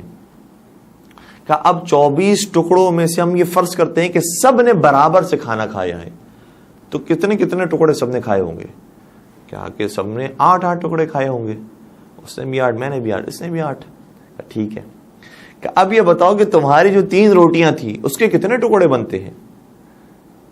اس نے کہا 3 روٹیوں کے 9 ٹکڑے بنتے ہیں۔ کہ تمہاری دوست کے پاس جو روٹیاں تھی 5 روٹیاں، اس کے کتنے ٹکڑے بنتے ہیں؟ کہ اس کے 15 ٹکڑے بنتے ہیں۔ اب سمجھ میں آیا کہ جو وہ 8 درہم رکھ کر گیا تھا، تم نے اپنے 9 ٹکڑوں میں سے 8 ٹکڑے تو ویسے ہی خود کھا لیے، 1 ٹکڑا تمہارا بچ گیا، اور تمہارے دوست کے 15 ٹکڑے بنتے تھے، اس نے بھی 8 ٹکڑے اپنے کھائے تھے، 60 ٹکڑے بچ گئے تھے، اس نے 60 ٹکڑے دیے تھے اور تم نے 1 ٹکڑا دیا تھا۔ وہ جو 8 درہم شخص رکھ کر گیا ہے اس میں تمہارا حق نہ 4 درہم کا بنتا ہے نہ 3 درہم کا بنتا ہے، صرف 1 درہم کا تمہارا حق بنتا ہے۔ آئے ہائے، ڈر ہے ہمیں بھی کہ کہیں ایسا نہ ہو کہ ہم جو کبھی کبھار بڑے دعوے کر رہے ہوتے ہیں کہ اگر امام وقت آ گئے تو ہمارے لیے خوشحالی آ جائے گی، اور یقیناً ایسا ہی ہے۔ عمومی طور پر دنیاوی طور پر مکمل پوری دنیا میں عدل و انصاف قائم ہوگا، لیکن عدل اور انصاف قائم ہوگا جس کو ہم سمجھ رہے ہیں کہ یہ ہمارا حق ہے۔ کہیں ایسا نہ ہو کہ امام فرمائیں کہ یہ حق ہمارا ہے یا فلاں کا ہے، یہ تمہارا حق نہیں ہے۔ اس لیے اگر ہم مولا متقیان جیسی حکومت چاہتے ہیں جو عدل اور انصاف کی، اور یقیناً امام زمان علیہ الصلوۃ والسلام تشریف لائیں گے اور عدل و انصاف کی حکومت ہوگی، تو ہمیں اپنے بارے میں تھوڑا سا ہوشیار رہنا چاہیے کہ کہیں خدا نہ خواستہ ہم نے کسی کا حق تو نہیں کھا لیا ہے۔ اور ہم جو اتنے بڑے بڑے دعوے کر رہے ہیں کہ عدل اور انصاف چاہیے ہمیں، اور واقعی امام نے آ کر عدل و انصاف قائم کر دیا اور کہا کہ یہ ساری چیزیں بھی تمہیں پھر واپس کرنی پڑے گی، تو کیا ہم میں اتنی طاقت ہوگی کہ وہ واپس کر سکیں؟ اور انشاءاللہ ہوگی یقیناً۔ جب محبان اہل بیت ہیں، ہمارا دعویٰ یہ ہے کہ ہماری جان چلے جائے تو حاضر ہے، یہ مال کی کیا حیثیت ہے۔ اگر ہمیں پتہ چل جائے کہ حق اور انصاف کہاں پر ہے، اس کے مطابق یقیناً ہم جھکنے والے ہوں گے۔ ایک درود پڑھ دیجئے محمد و آل محمد پر، اللہم صلی علی محمد وآل محمد وعجل فرجہم۔ اور اسی طرح سے وہ واقعہ بھی مشہور ہے، اور واقعاً وہ عجوبہ ہے واقعہ۔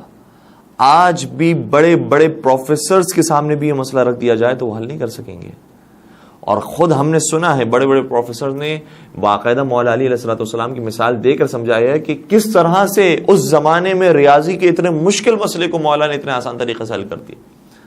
عقلیں حیران رہ جاتی ہیں کہ جب وہ 3 افراد آئے جنہوں نے کہا کہ ظاہر نہیں کہ ان کا مالک تھا، اس نے ہمارے حصے مقرر کیے ہیں اور 17 اونٹ ہمیں دیے تھے، اور کہا تھا کہ تمہارا 1/2 حصہ ہے، اور تمہارا 1/3 حصہ ہے، اور تمہارا 1/9 حصہ ہے، یعنی نصف، 1/3 اور 1/9۔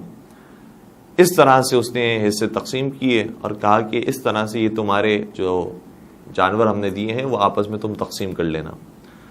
اب یہ جو 17 اونٹ تھے، ظاہر سی بات ہے کہ اگر اس کو ہم آدھا کرنا چاہیں، آدھے حصوں میں تقسیم کرنا چاہیں، تو 17 کا کوئی آدھا بنتا نہیں ہے، مگر یہ کہ کسی جانور کو قربان کرنا پڑ جائے۔ اور جب جانور قربان ہوگا تو اس کو استعمال نہیں کیا جا سکتا، اس کے اوپر وزن نہیں ڈالا جا سکتا، اس کو سواری کے طور پر استعمال نہیں کیا جا سکتا، گویا بس وہ گوشت کھانے کے قابل رہ جائے گا، باقی اور کچھ استفادہ نہیں کر سکیں گے۔ تو وہ تینوں افراد یہ چاہتے تھے کہ کسی طریقے سے ہم جو مالک نے کہا تھا اس کے مطابق اپنے مال کو حاصل بھی کر لیں، تقسیم بھی کر لیں، اور ساتھ ساتھ ہمارا ہر ایک کا جانور بھی زندہ رہے اور مکمل طور پر ہمیں حاصل ہو جائے۔ بہرحال یہ کسی طریقے سے تقسیم نہیں ہو رہا تھا، کیونکہ اگر 17 اونٹ ہوں اور اس کو آدھے حصے میں تقسیم کرنا ہو تو آدھا نہیں ہو سکتا۔ 16 کا آدھا ہو سکتا ہے، 18 کا آدھا ہو سکتا ہے، لیکن 17 کا آدھا نہیں ہو سکتا۔ 1/3 اگر اس کو حصوں میں تقسیم کرنا ہو جو دوسرے شخص کا مال تھا تو وہ بھی نہیں ہو سکتا۔ 18 ہو سکتا ہے لیکن 17 نہیں ہو سکتا۔ اسی طرح سے 1/9 حصہ جو ہے تیسرے شخص کا تھا تو وہ بھی 18 سے ہو سکتا ہے لیکن 17 سے نہیں ہو سکتا۔ کہا کہ اب 17 اونٹ ہم کیسے آپس میں تقسیم کریں اور کیسے ہم اپنا مکمل جانور لے لیں۔ امام کے سامنے جب یہ مسئلہ وہ لے کر آئے، امام نے فرمایا پریشان نہ ہو، بیت المال سے میں ایک تمہیں اونٹ دیتا ہوں۔ یہ بڑے خوش ہو گئے کہ 17 کے بجائے ہمیں 18 اونٹ مل گئے، اور 18 اونٹ میں سے اب ہمیں اپنا مال مل جائے گا، اور ایک اونٹ ہمیں گویا اضافی مل رہا ہے جو ہم تینوں میں تقسیم ہو جائے گا۔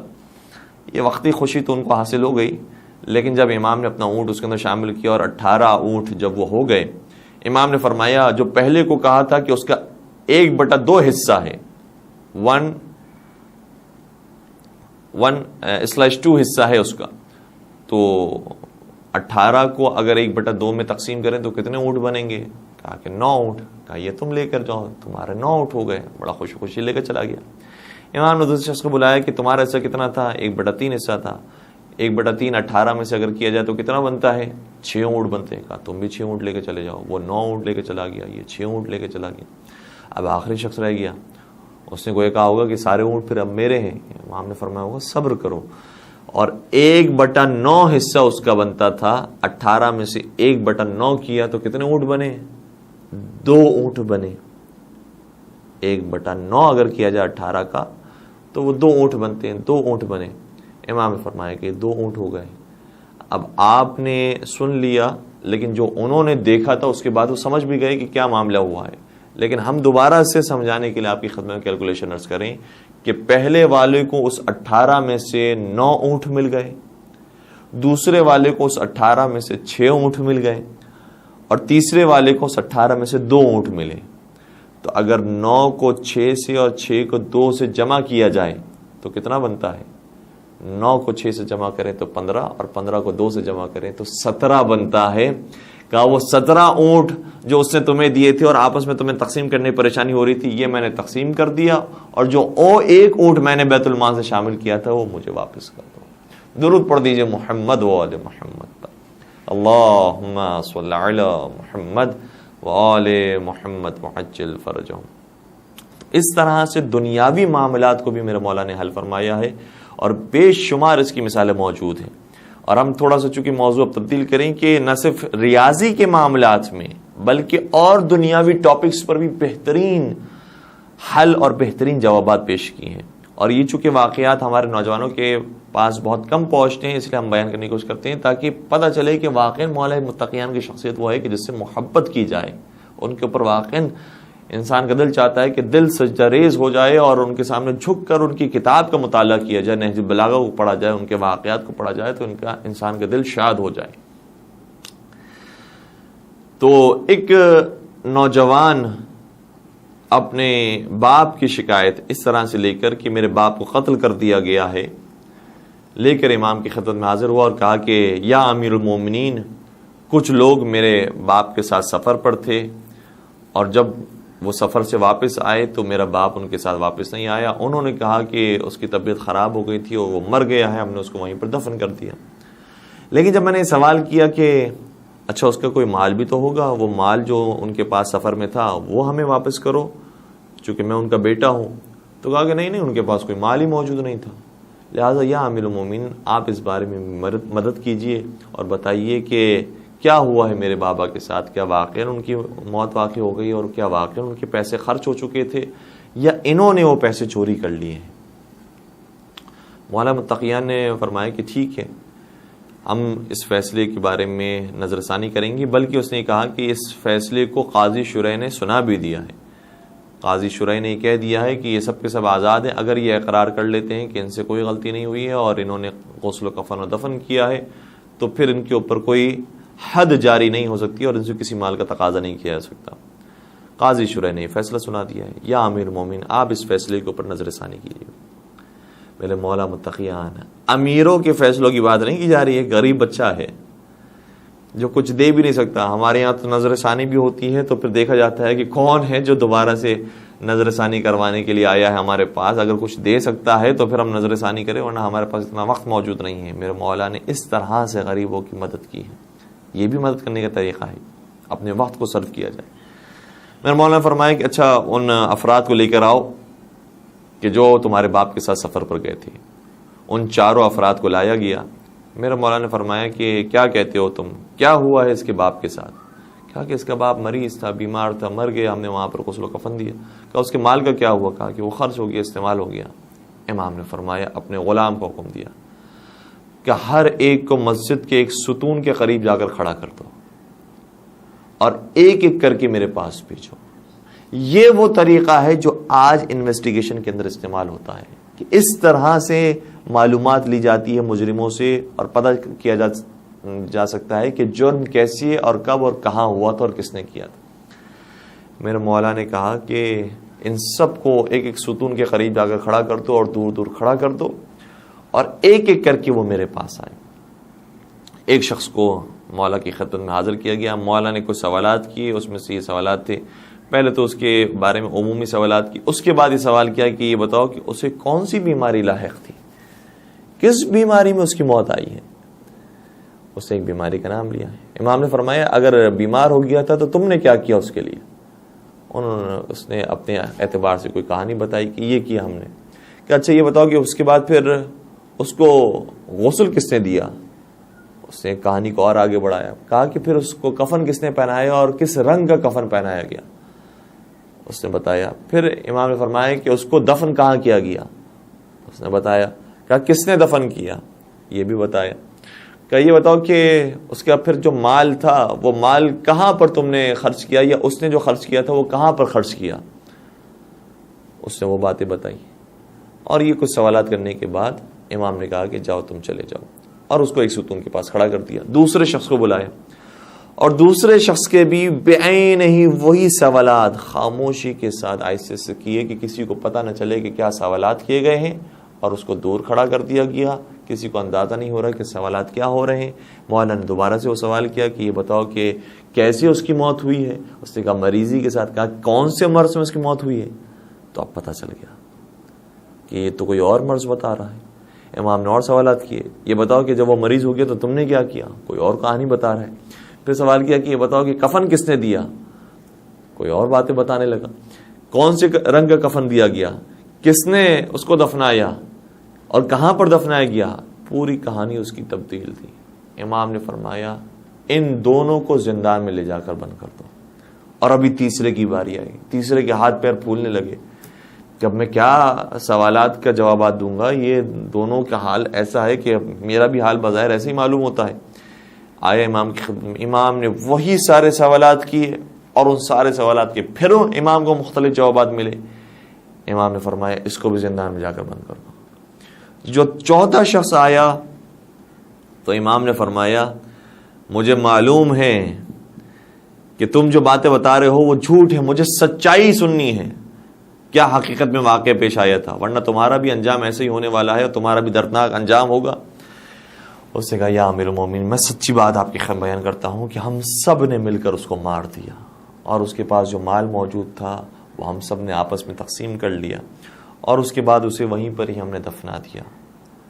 امام نے جب اس کی خود زبان سے یہ اعتراف سن لیا اور یہ کہانی خود اس نے جب بتائی تو پھر امام نے اس کو ایک طرف کیا اور ان تینوں کو بلایا، اور ان تینوں سے بلانے کے بعد کہا کہ حقیقت مجھے پتہ چل گئی ہے، اب تم فردن فردن اس کا اعتراف کرتے ہو یا نہیں کرتے؟ اور پھر خود انہوں نے بھی جو حقیقت میں واقع پیش آیا تھا اس کا اعتراف کیا، اور سب نے پھر ایک ہی واقعے کو بیان کیا کہ اس طریقے سے ہم نے اس بے گناہ شخص کو مارا اور اس کے مال پر قبضہ کر لیا۔ امام نے فرمایا اس بچے سے کہ تیرا مال بھی تجھے ملے گا ان سے، اور اب بتا کہ تو ان کے بارے میں کیا حکم کرتا ہے، ان کو ہم کیا سزا دیں، کیسے ان کے اوپر حد جاری ہونی چاہیے؟ انہوں نے کہا یا امیر المومنین، آپ نے بس میرے لیے یہ مسئلہ حل کر دیا کہ میرے بابا کو انہوں نے شہید کیا تھا، اور یہ مسئلہ بھی حل کر دیا کہ یہ جو میرے بابا کا مال تھا وہ ان سے نکلوا کر مجھے دے دیا۔ یا امیر المومنین، آپ جو فیصلہ مناسب سمجھتے ہیں اور جو پروردگار جس پر راضی ہو جائے میں وہی فیصلہ سناتا ہوں۔ تو میرے مولا نے فرمایا پروردگار معاف کرنے والوں کو دوست رکھتا ہے، اور اس شخص نے بھی ان سبھی کو معاف کر دیا اور بتا دیا کہ علی مرتضیٰ کی محبت اگر ہو تو دنیا بھی حاصل ہوتی ہے اور دین بھی حاصل ہو جاتا ہے۔ درود پڑھ دیجئے محمد و آل محمد، اللہم صلی علی محمد و آل محمد وعجل فرجہ۔ تو اتنے مختلف زاویوں پر میرے مولا نے دنیاوی اعتبار سے کام کیا ہے، اور ہمارے نوجوانوں کو بھی ماشاءاللہ سے جو آگے بڑھ بھی رہے ہیں اور کوشش کرتے ہیں نہج البلاغہ کا مطالعہ کرنے کی، تو ان واقعات کا بھی مطالعہ کریں جو ان کے شعبے کے ساتھ ہو۔ اگر کوئی انجینئرنگ کی فیلڈ کے اندر ہے تو میرے مولا کے انجینئرنگ کے اندر کیا کام تھے، اگر کوئی سائنس کی فیلڈ میں ہے تو میرے مولا کے سائنس کے بارے میں کیا فرامین تھی، اگر کوئی نفسیات کی فیلڈ کے اندر ہے تو نفسیات کے موضوع پر میرے مولا نے کون کون سے کلام جاری کیے ہیں، اگر کوئی اجتماعیات کے موضوع پر کام کر رہا ہے تو اس حوالے سے ہی میرے مولا کے فرامین موجود ہیں۔ اور واقعاً یہ معرکۃ الآراء کتاب ہے کہ جس کا نام نہج البلاغہ ہے، جس کو سید رضی نے جمع کیا ہے، اور ظاہراً استاد سحر انصاری صاحب نے یہ شعر کہے تھے کہ فرماتے ہیں کہ علی کا ذکر کرو روشنی کے لہجے میں، علی کا ذکر کرو روشنی کے لہجے میں، خدا کا نور ہے شامل علی کے لہجے میں، خدا کا نور ہے شامل علی کے لہجے میں، گرچہ نہج بلاغہ ہے آدمی کا کلام، مگر یہ بات کہاں آدمی کے لہجے میں۔ تو میرے مولا کے کلام کا انسان زیادہ سے زیادہ مطالعہ کرنے کی کوشش کریں، نہج البلاغہ کا مطالعہ کرنے کی کوشش کریں۔ آیت اللہ مصباح یزدی بیان فرماتے ہیں کہ جب وہ رشیا گئے اور ماسکو میں پہنچے تو ماسکو کی ایک بہترین لائبریری انہیں دکھائی گئی، جو تقریباً 11 منزلہ 12 منزلہ کوئی لائبریری تھی، اور اتنی بڑی لائبریری اور اتنی بڑی بلڈنگ کے جس میں بے شمار کتابیں موجود تھی۔ اس کی جب ان کو زیارت کروائی گئی، مختلف طبقوں کے اندر اور مختلف فلورز پر وہ گھومتے رہے، کہا کہ اب ہم آپ کو ایک اسپیشل جگہ پر لے کر جاتے ہیں۔ اور وہ ٹاپ آف دا فلور پر لے کر گئے. وہاں پر ایک کمرہ موجود تھا. کہا کہ ہم اس کمرے میں آپ کو لے کر جانا چاہتے ہیں, لیکن اس کے لیے آپ کو مخصوص لباس پہننا پڑیں گے. ان کو مخصوص لباس پہنوائے کہ جو اینٹی بیکٹیریل تھے یا اور چیزوں سے محفوظ رکھنے والے تھے, تاکہ اندر کی جو فضا ہے وہ خراب نہ ہو, جس کی وجہ سے جو ان کی قدیم کتاب ہے اس کے اوپر اثر نہ آئے. جب وہ اس کمرے میں انہیں لے کر گئے تو آیت اللہ مصباح یزدی کہتے ہیں کہ میرے ذہن میں تو یہی تھا کہ ظاہر سی بات ہے کسی رشیا کے پرانے نسخے کو دکھائیں گے کہ یہ نسخہ ہمارے پاس موجود ہے اور یہ اتنا قدیمی ہے, اس کو 1000 سال ہو گئے, اس کو 2000 سال ہو گئے, تو چلیں ان کو خوش کرنے کے لیے ہم بھی چلے جاتے ہیں اندر. لیکن جب وہ اندر پہنچے تو پھر پتہ چلا کہ ہم ان کو خوش نہیں کرنا چاہتے تھے, وہ ہمیں خوش کرنا چاہتے تھے. اور میرے سامنے جو کلام موجود تھا وہ کسی اور کا نہیں, میرے مولا اور آقا امیر المؤمنین حضرت علی ابن ابی طالب صلی والسلام کی کتاب نہج البلاغہ موجود تھی. اور اس کا خطی نسخہ انہوں نے اس اسپیشل روم کے اندر رکھا تھا.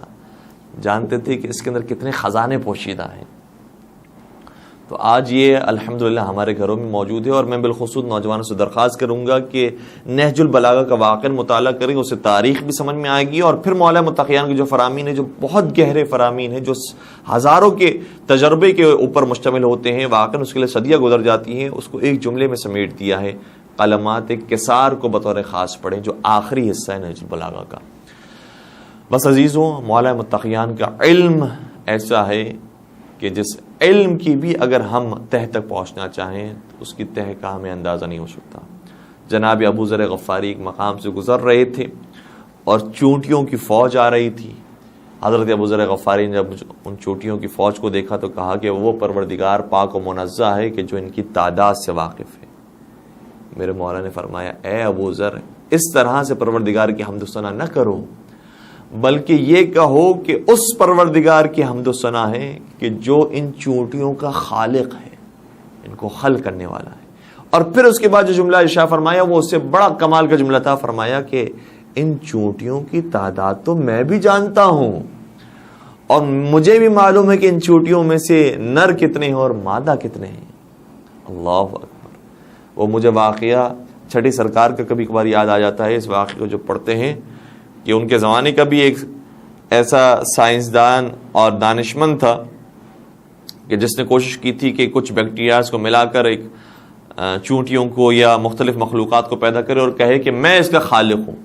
جب اس نے دعویٰ کیا تھا اور اس کے دعویٰ کافی مقبول ہوا تھا, لوگ اس کے دھوکے میں آ گئے, تو امام کے بعد جب یہ خبر پہنچی تو امام نے جملہ ارشاد فرمایا, اگر وہ اس کا خالق ہے تو مجھے یہ بتا دے کہ ان مخلوقات میں سے جو چھوٹے چھوٹے حشرات ہیں ان میں سے مادہ کتنے ہیں اور نر کتنے ہیں. بس تو وہ اتنا بتا دے اگر وہ اس کا خالق ہے. تو یہ خالق کی شان ہوتی ہے کہ وہ مخلوقات میں سے, چاہے وہ اتنی چھوٹی اور نہ دکھنے والی مخلوقات ہوں, جانتے ہیں کہ مادہ کتنے ہیں اور نر کتنے ہیں. لیکن حضرت علی مرسا نے بتایا کہ خالق کا علم تو اس سے بھی زیادہ بلند ہے, اور اسی نے ہمیں یہ علم عطا کیا ہے, اور وہی خلق کرنے والا ہے. لیکن اس علم تک ہماری بھی رسائی ہے پروردگار کے لطف و کرم سے, کہ ہم یہ بھی جانتے ہیں کہ ان چوٹیوں میں سے تعداد کتنی ہے اور نر کتنے ہیں اور مادہ کتنے ہیں. بس قربان ہو جائیں اس علی پر جو بام مدینۃ العلم ہے, جو کل ایمان ہے, اور آج کی رات وہ اس دنیا سے رخصت ہوا. آج کی رات ان کے سر اقدس پر ضربت لگی, اور واقعاً یہ یتیموں کے لیے دوبارہ سے یتیمی کی رات ہے. انشاءاللہ کل کی گفتگو میں بیان کرنے کی کوشش کریں گے کہ مولا نے وہ جو علم ہے اس پر عمل کرنے والے لوگ کتنے ہیں, کتنے اس کے مطابق عمل کرتے ہیں. میرے مولا نے اس پر نہ صرف عمل کیا, اور کیسا عمل کیا ہے کہ خود عمل پکار کر اٹھا ہے کہ جیسا علی نے عمل کر کے دکھایا ہے ویسا کوئی اب تک عمل نہیں کر سکا. بس عزیزوں, شب 19 رمضان میرے مولا نے افطار کیا تو اپنی بیٹی حضرت ام کلثوم کے گھر پہ افطار کیا. افطار تناول کرتے ہوئے جب کھانا ان کی بیٹی لے کر آئی ہیں, دسترخوان پر کھانا سجایا ہے, تو سنیں گے روایت کیا ہے. پہلے میرے مولا نے نماز پڑھی, پھر کھانے کے دسترخوان پر تشریف لائے. کھانے کو دیکھا تو کیا اس کے اندر موجود تھا, ایک نمک موجود ہے, ایک دودھ کا جام ہے, اور 2 جو کی روٹیاں ہیں. میرے مولا نے جب اس کھانے پر نگاہ کی, کائنات کے امیر ہیں اور ظاہری طور پر بہت مالدار بھی ہو چکے تھے, خلیفۃ المسلمین ہیں, لیکن فرمایا اے بیٹی کیا تو یہ چاہتی ہے کہ میں قیامت کے میدان میں کچھ زیادہ دیر کھڑا رہوں؟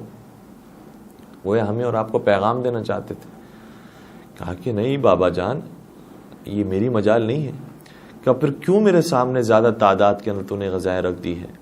تجھے نہیں معلوم ہے کہ ان الدنیا فی حلالها حساب و فی حرامها عقاب.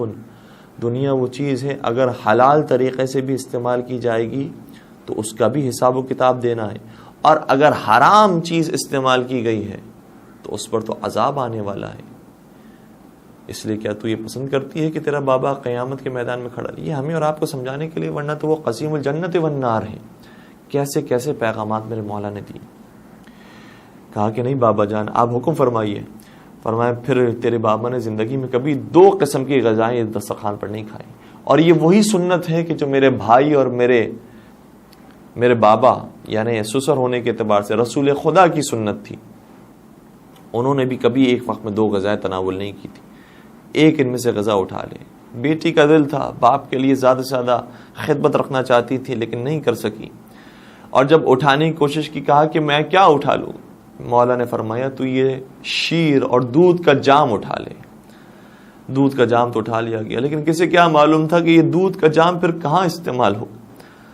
یہ اس وقت پتا چلا کہ جب ابن ملجم کی تلوار میرے مولا پر لگی ہے اور میرے مولا زخمی حالت میں تھی اور ابن ملجم کو لایا گیا تو وہ گھبرایا ہوا تھا، اس کی سانسیں اکھڑی ہوئی تھی.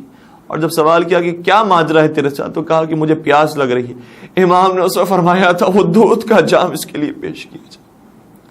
اجرکم علی اللہ. دشمنوں کے لیے اتنے مہربان، اپنے دشمن کے لیے اتنے مہربان تھے لیکن خدا کے دشمن کے لیے نہیں. ذاتی دشمنوں کو پھر بھی معاف کر دیا لیکن خدا کے دشمنوں کو معاف نہیں فرمایا. اور جب اس نے بھی یہ جرم کیا تھا تو میرے مولا نے فرمایا تھا اے حسن اگر میں دنیا میں نہ رہوں تو اس کے بدن کو مسلح نہ کرنا. اس نے میرے سر پر ایک ضربت ماری ہے، اسے بھی ایک ہی ضربت مارنا.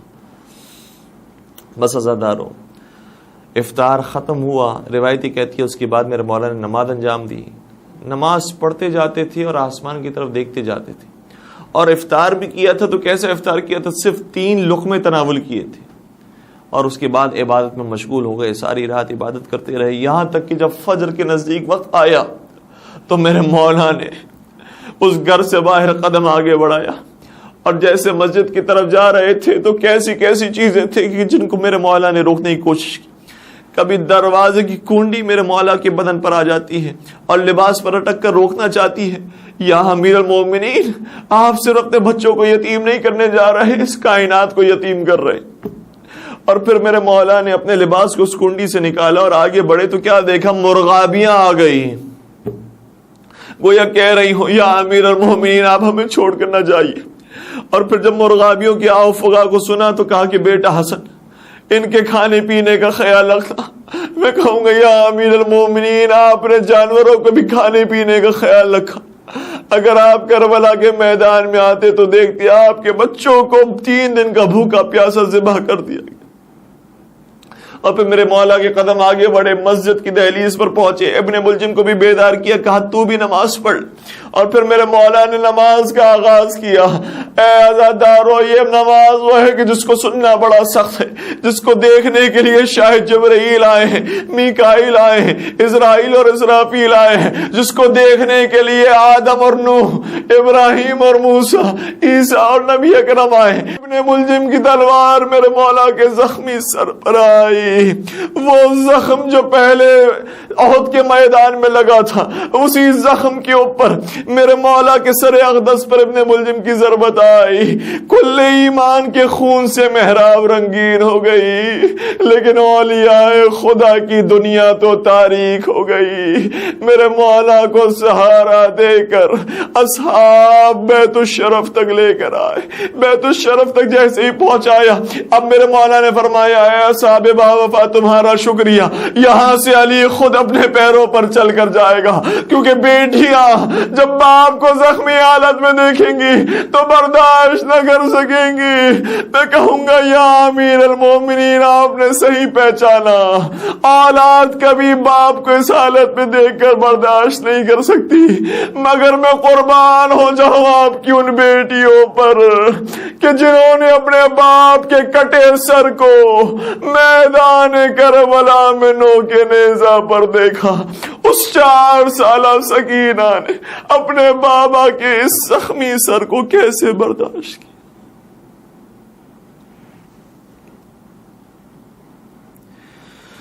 الا ولعنت اللہ علی القوم الظالمین وسيعلم الذين ظلموا أي منقلب ينقلبون إنا لله وإنا إليه راجعون رضا بقضائه وتسلیما لأمره۔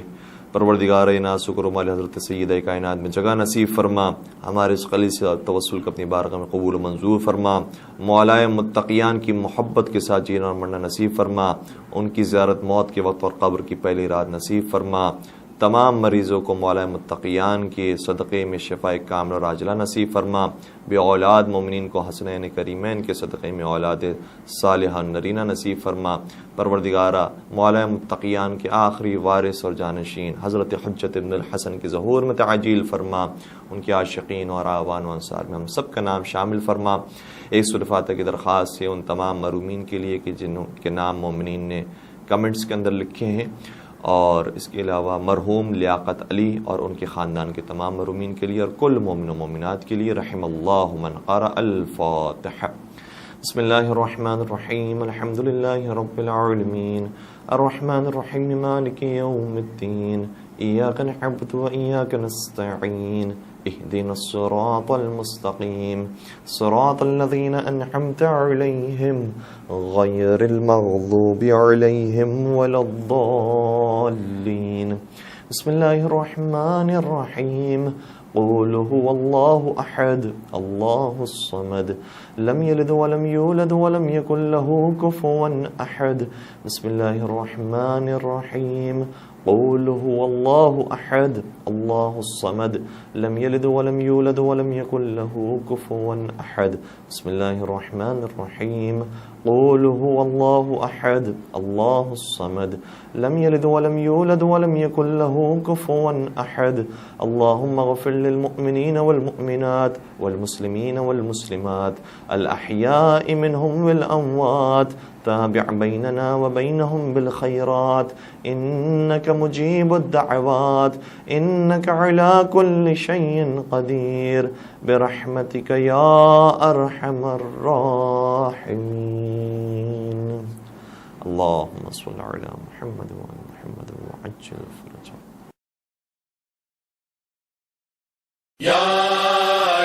شب ضربت ماہ رمضان، علی کا یہ کہنا ہے، یہ زندگی بعد زہرا بخدا شکستہ ہے۔ تیرے بعد اے زہرا میں دل سوز و شکستہ، میں دل زار و گرفتہ، خدا نگہدار کہ میں مسافر شب زندہ دار، خدا نگہدار کہ میں پے کر دل فگار۔ یا علی یا علی یا علی یا علی یا علی یا علی یا علی یا علی یا علی یا علی یا علی یا علی یا علی یا علی۔ روز و شب ویرانی زندگی زندانی،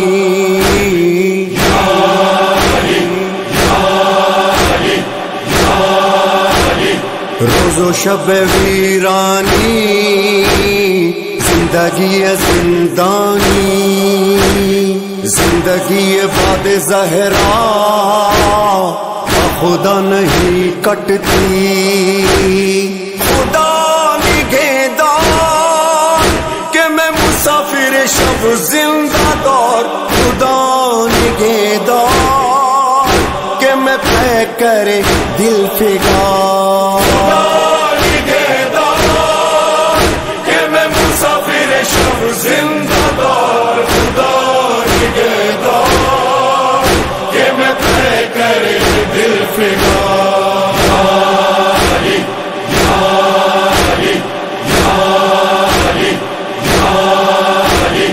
ہائے درد دل میرے جو علی نہ کہہ پایا، راز وہ لیے دل میں جا رہا ہے اے دنیا، کل نہ سلونی سنو گے، کل نہ سلونی کہوں گا میں چلا سوئے کردگار، خدا نگہدار کہ میں مسافر شب زندہ دار، خدا نگہدار کہ میں طے کرے دل فگار،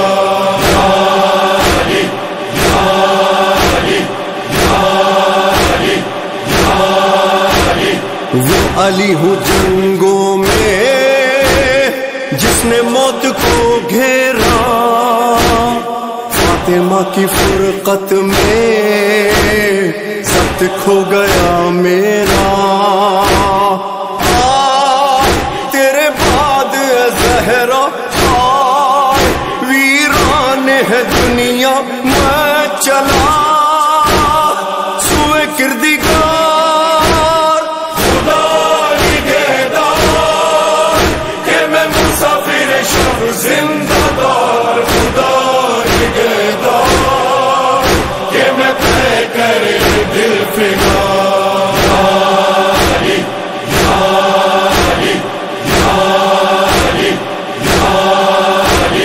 ہائے فاطمہ زہرا صبر کیسا پایا تھا، راز زخمی پہلو کا مجھ سے بھی چھپایا تھا، میں کبھی بھول نہ پایا وہ تیرا پہلو شکستہ، میں چلا سوئے کردگار، خدا نگہدار کہ میں مسافر شب زندہ دار، خدا نگہدار کہ میں طے کرے دل فگار،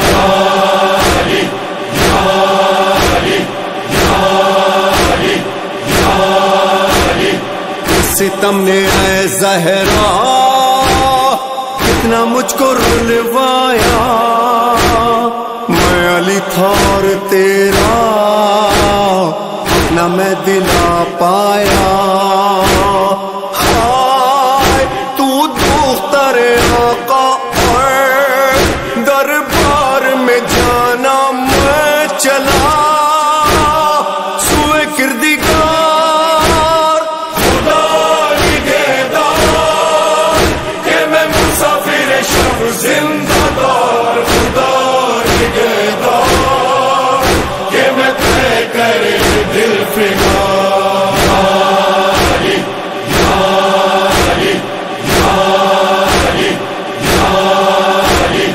آ رہا ہوں اے زہرا میں بھی جانی بے منزل، خدا حافظ و ناصر میں چلا سوئے قاتل، کل میرا آخری کلمہ فزت برب الکعبہ، میں چلا سوئے کردگار، خدا نگہدار کہ میں مسافر شب زندہ دار، خدا نگہدار کہ میں طے کرے دل فگار، میں چلا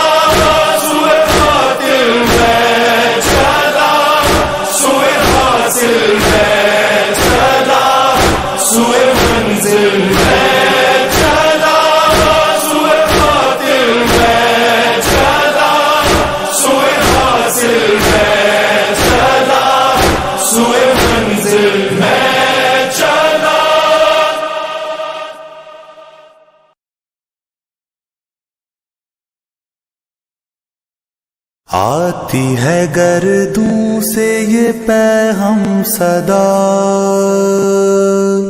قتل ہوئے سجدے میں شیر خدا۔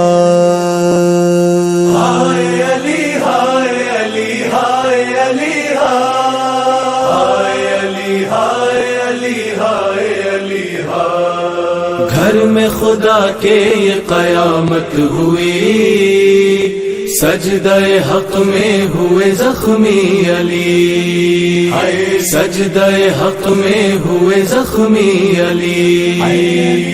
گھر میں خدا کے یہ قیامت ہوئی، سجدہ حق میں ہوئے زخمی علی، سجدہ حق میں ہوئے زخمی علی۔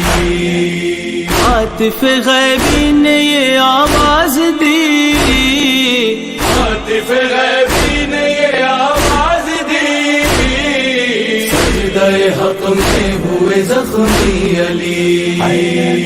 گھر میں خدا کے یہ قیامت ہوئی، سجدہ حق میں ہوئے زخمی علی، سجدہ حق میں ہوئے زخمی علی۔ ماہ مبارک میں غضب ہو گیا، زخمی شہنشاہ عرب ہو گیا، زخمی شہنشاہ عرب ہو گیا۔ مسجد کوفہ بھی لرزنے لگی، سجدہ حق میں ہوئے زخمی علی۔ گھر میں خدا کے یہ قیامت ہوئی، سجدہ حق میں ہوئے زخمی علی، سجدہ حق میں ہوئے زخمی علی۔ بہنے لگا سر سے علی کے لہو، غم کی فضا پھیل گئی چار سو، غم کی فضا پھیل گئی چار سو۔ پڑھتے تھے نوحہ نمازی سبھی، سجدہ حق میں ہوئے زخمی علی۔ گھر میں خدا کے یہ قیامت ہوئی، سجدہ حق میں ہوئے زخمی علی، سجدہ حق میں ہوئے زخمی علی۔ وار جو سجدے میں علی پر ہوا، مولا نے بس پشت و ربی کہا، مولا نے بس پشت و ربی کہا۔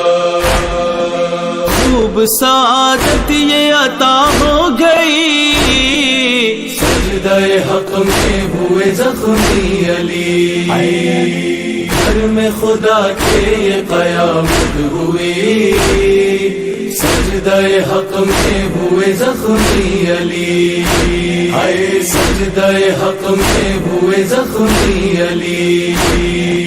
گھر میں خدا کے ہی ولادت ہوئی، گھر میں خدا کے ہی شہادت ہوئی، گھر میں خدا کے ہی شہادت ہوئی۔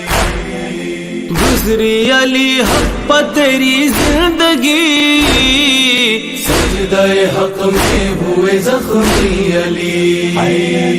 گھر میں خدا کے یہ قیامت ہوئی، سجدہ حق میں ہوئے زخمی علی، سجدہ حق میں ہوئے زخمی علی۔ جینا یتیموں کا ہوا ہے محال، کون بھلا ان کا رکھے گا خیال، کون بھلا ان کا رکھے گا خیال۔ سارے یتیموں کے ہلاک کر یہی، سجدہ حق میں ہوئے زخمی علی۔ گھر میں خدا کے یہ قیامت ہوئی، سجدہ حق میں ہوئے زخمی علی، سجدہ حق میں ہوئے زخمی علی۔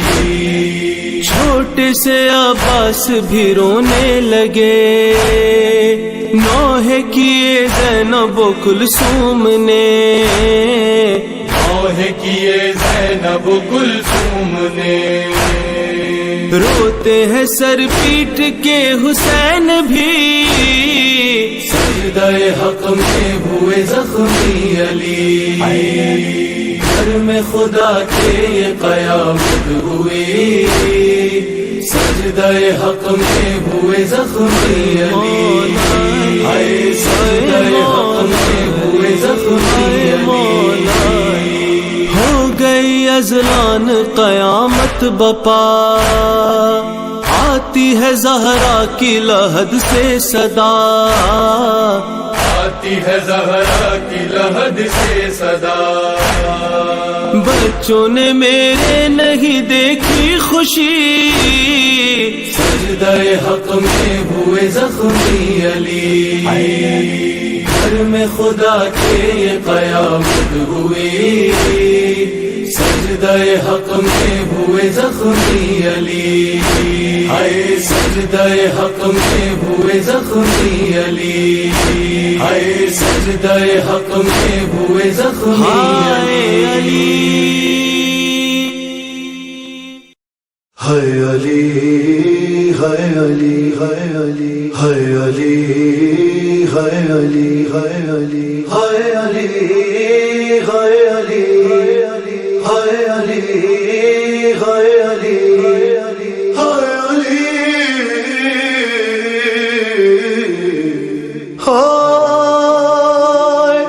فجر 19ویں رمضان کی تڑپاتی ہے فاطمہ زہرا کی جس وقت صدا آتی ہے. آ دیکھ لے زینب تیرا زخمی بابا، گھر لوٹ کے آیا ہے. آ دیکھ لے زینب تیرا زخمی بابا، گھر لوٹ کے آیا ہے.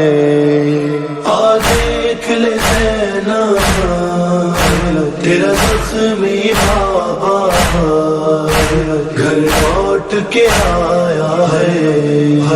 آ دیکھ لے زینب تیرا زخمی بابا، گھر لوٹ کے آیا ہے. کاندھوں پہ اٹھائے یوں بیٹے لائے، لگتا ہے جنازہ ہے. آ دیکھ لے زینب تیرا زخمی بابا، گھر لوٹ کے آیا ہے. آ دیکھ لے زینب تیرا زخمی بابا، گھر لوٹ کے آیا ہے. مشکل سے سفر یہ طے کیا، جاری ہے لہو کا دریا. مشکل سے سفر یہ طے کیا، جاری ہے لہو کا دریا. مسجد سے گھر تک ہر ایک قدم پر بیٹوں نے سنبھالا ہے. آ دیکھ لے زینب تیرا زخمی بابا، گھر لوٹ کے آیا ہے. آ دیکھ لے زینب تیرا زخمی بابا، گھر لوٹ کے آیا ہے. حالت ہی عجب ہے بابا کی، پہچاننا مشکل ہوگا. حالت ہی عجب ہے بابا کی، پہچاننا مشکل ہوگا. زہرا کی غریبی یاد آئے گی بی بی، تر خون میں چہرہ ہے. آ دیکھ لے زینب تیرا زخمی بابا، گھر لوٹ لوٹ کے آیا ہے. آ دیکھ لے زینب تیرا زخمی بابا گھر لوٹ کے آیا ہے. جراح سے حجرے کے باہر جب حال حسن نے پوچھا، جراح سے حجرے کے باہر جب حال حسن نے پوچھا، وہ رو کے پکارا مشکل ہوا جینا، یہ زخم ہی ایسا ہے. آ دیکھ لے زینب تیرا زخمی بابا گھر لوٹ کے آیا ہے. آ دیکھ لے زینب تیرا زخمی بابا گھر لوٹ کے آیا ہے.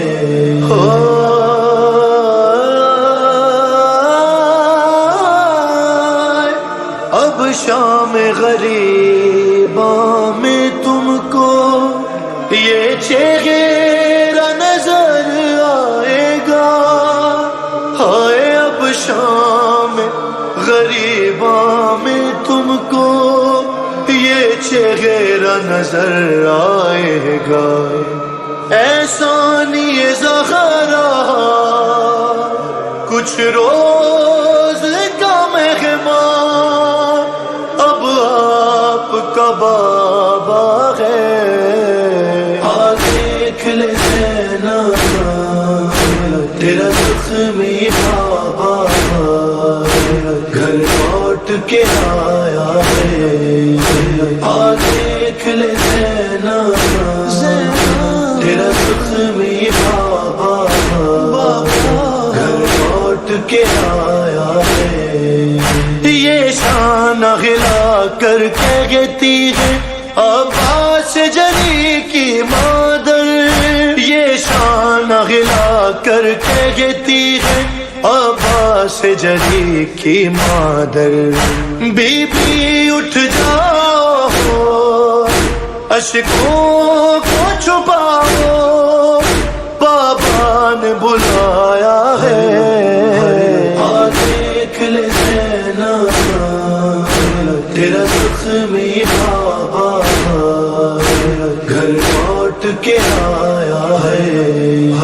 آ دیکھ لے زینب تیرا زخمی بابا گھر لوٹ کے آیا ہے.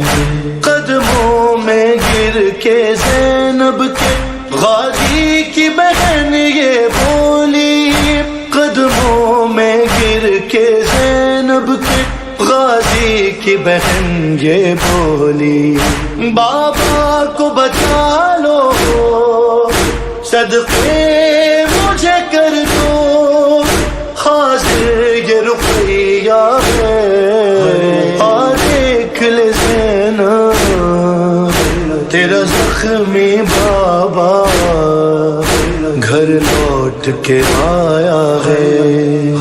آ دیکھ لے زینب تیرا زخمی بابا گھر لوٹ کے آیا ہے.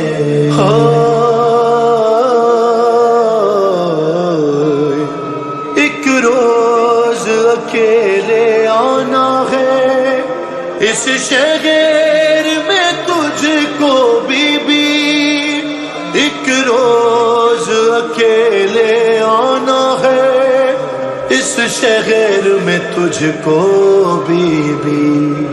کیا ہوگا نہ جانے شہزادی ابھی سے بدلا ہوا کوفہ ہے. آ دیکھ لے زینب تیرا زخمی بابا گھر لوٹ کے آیا ہے.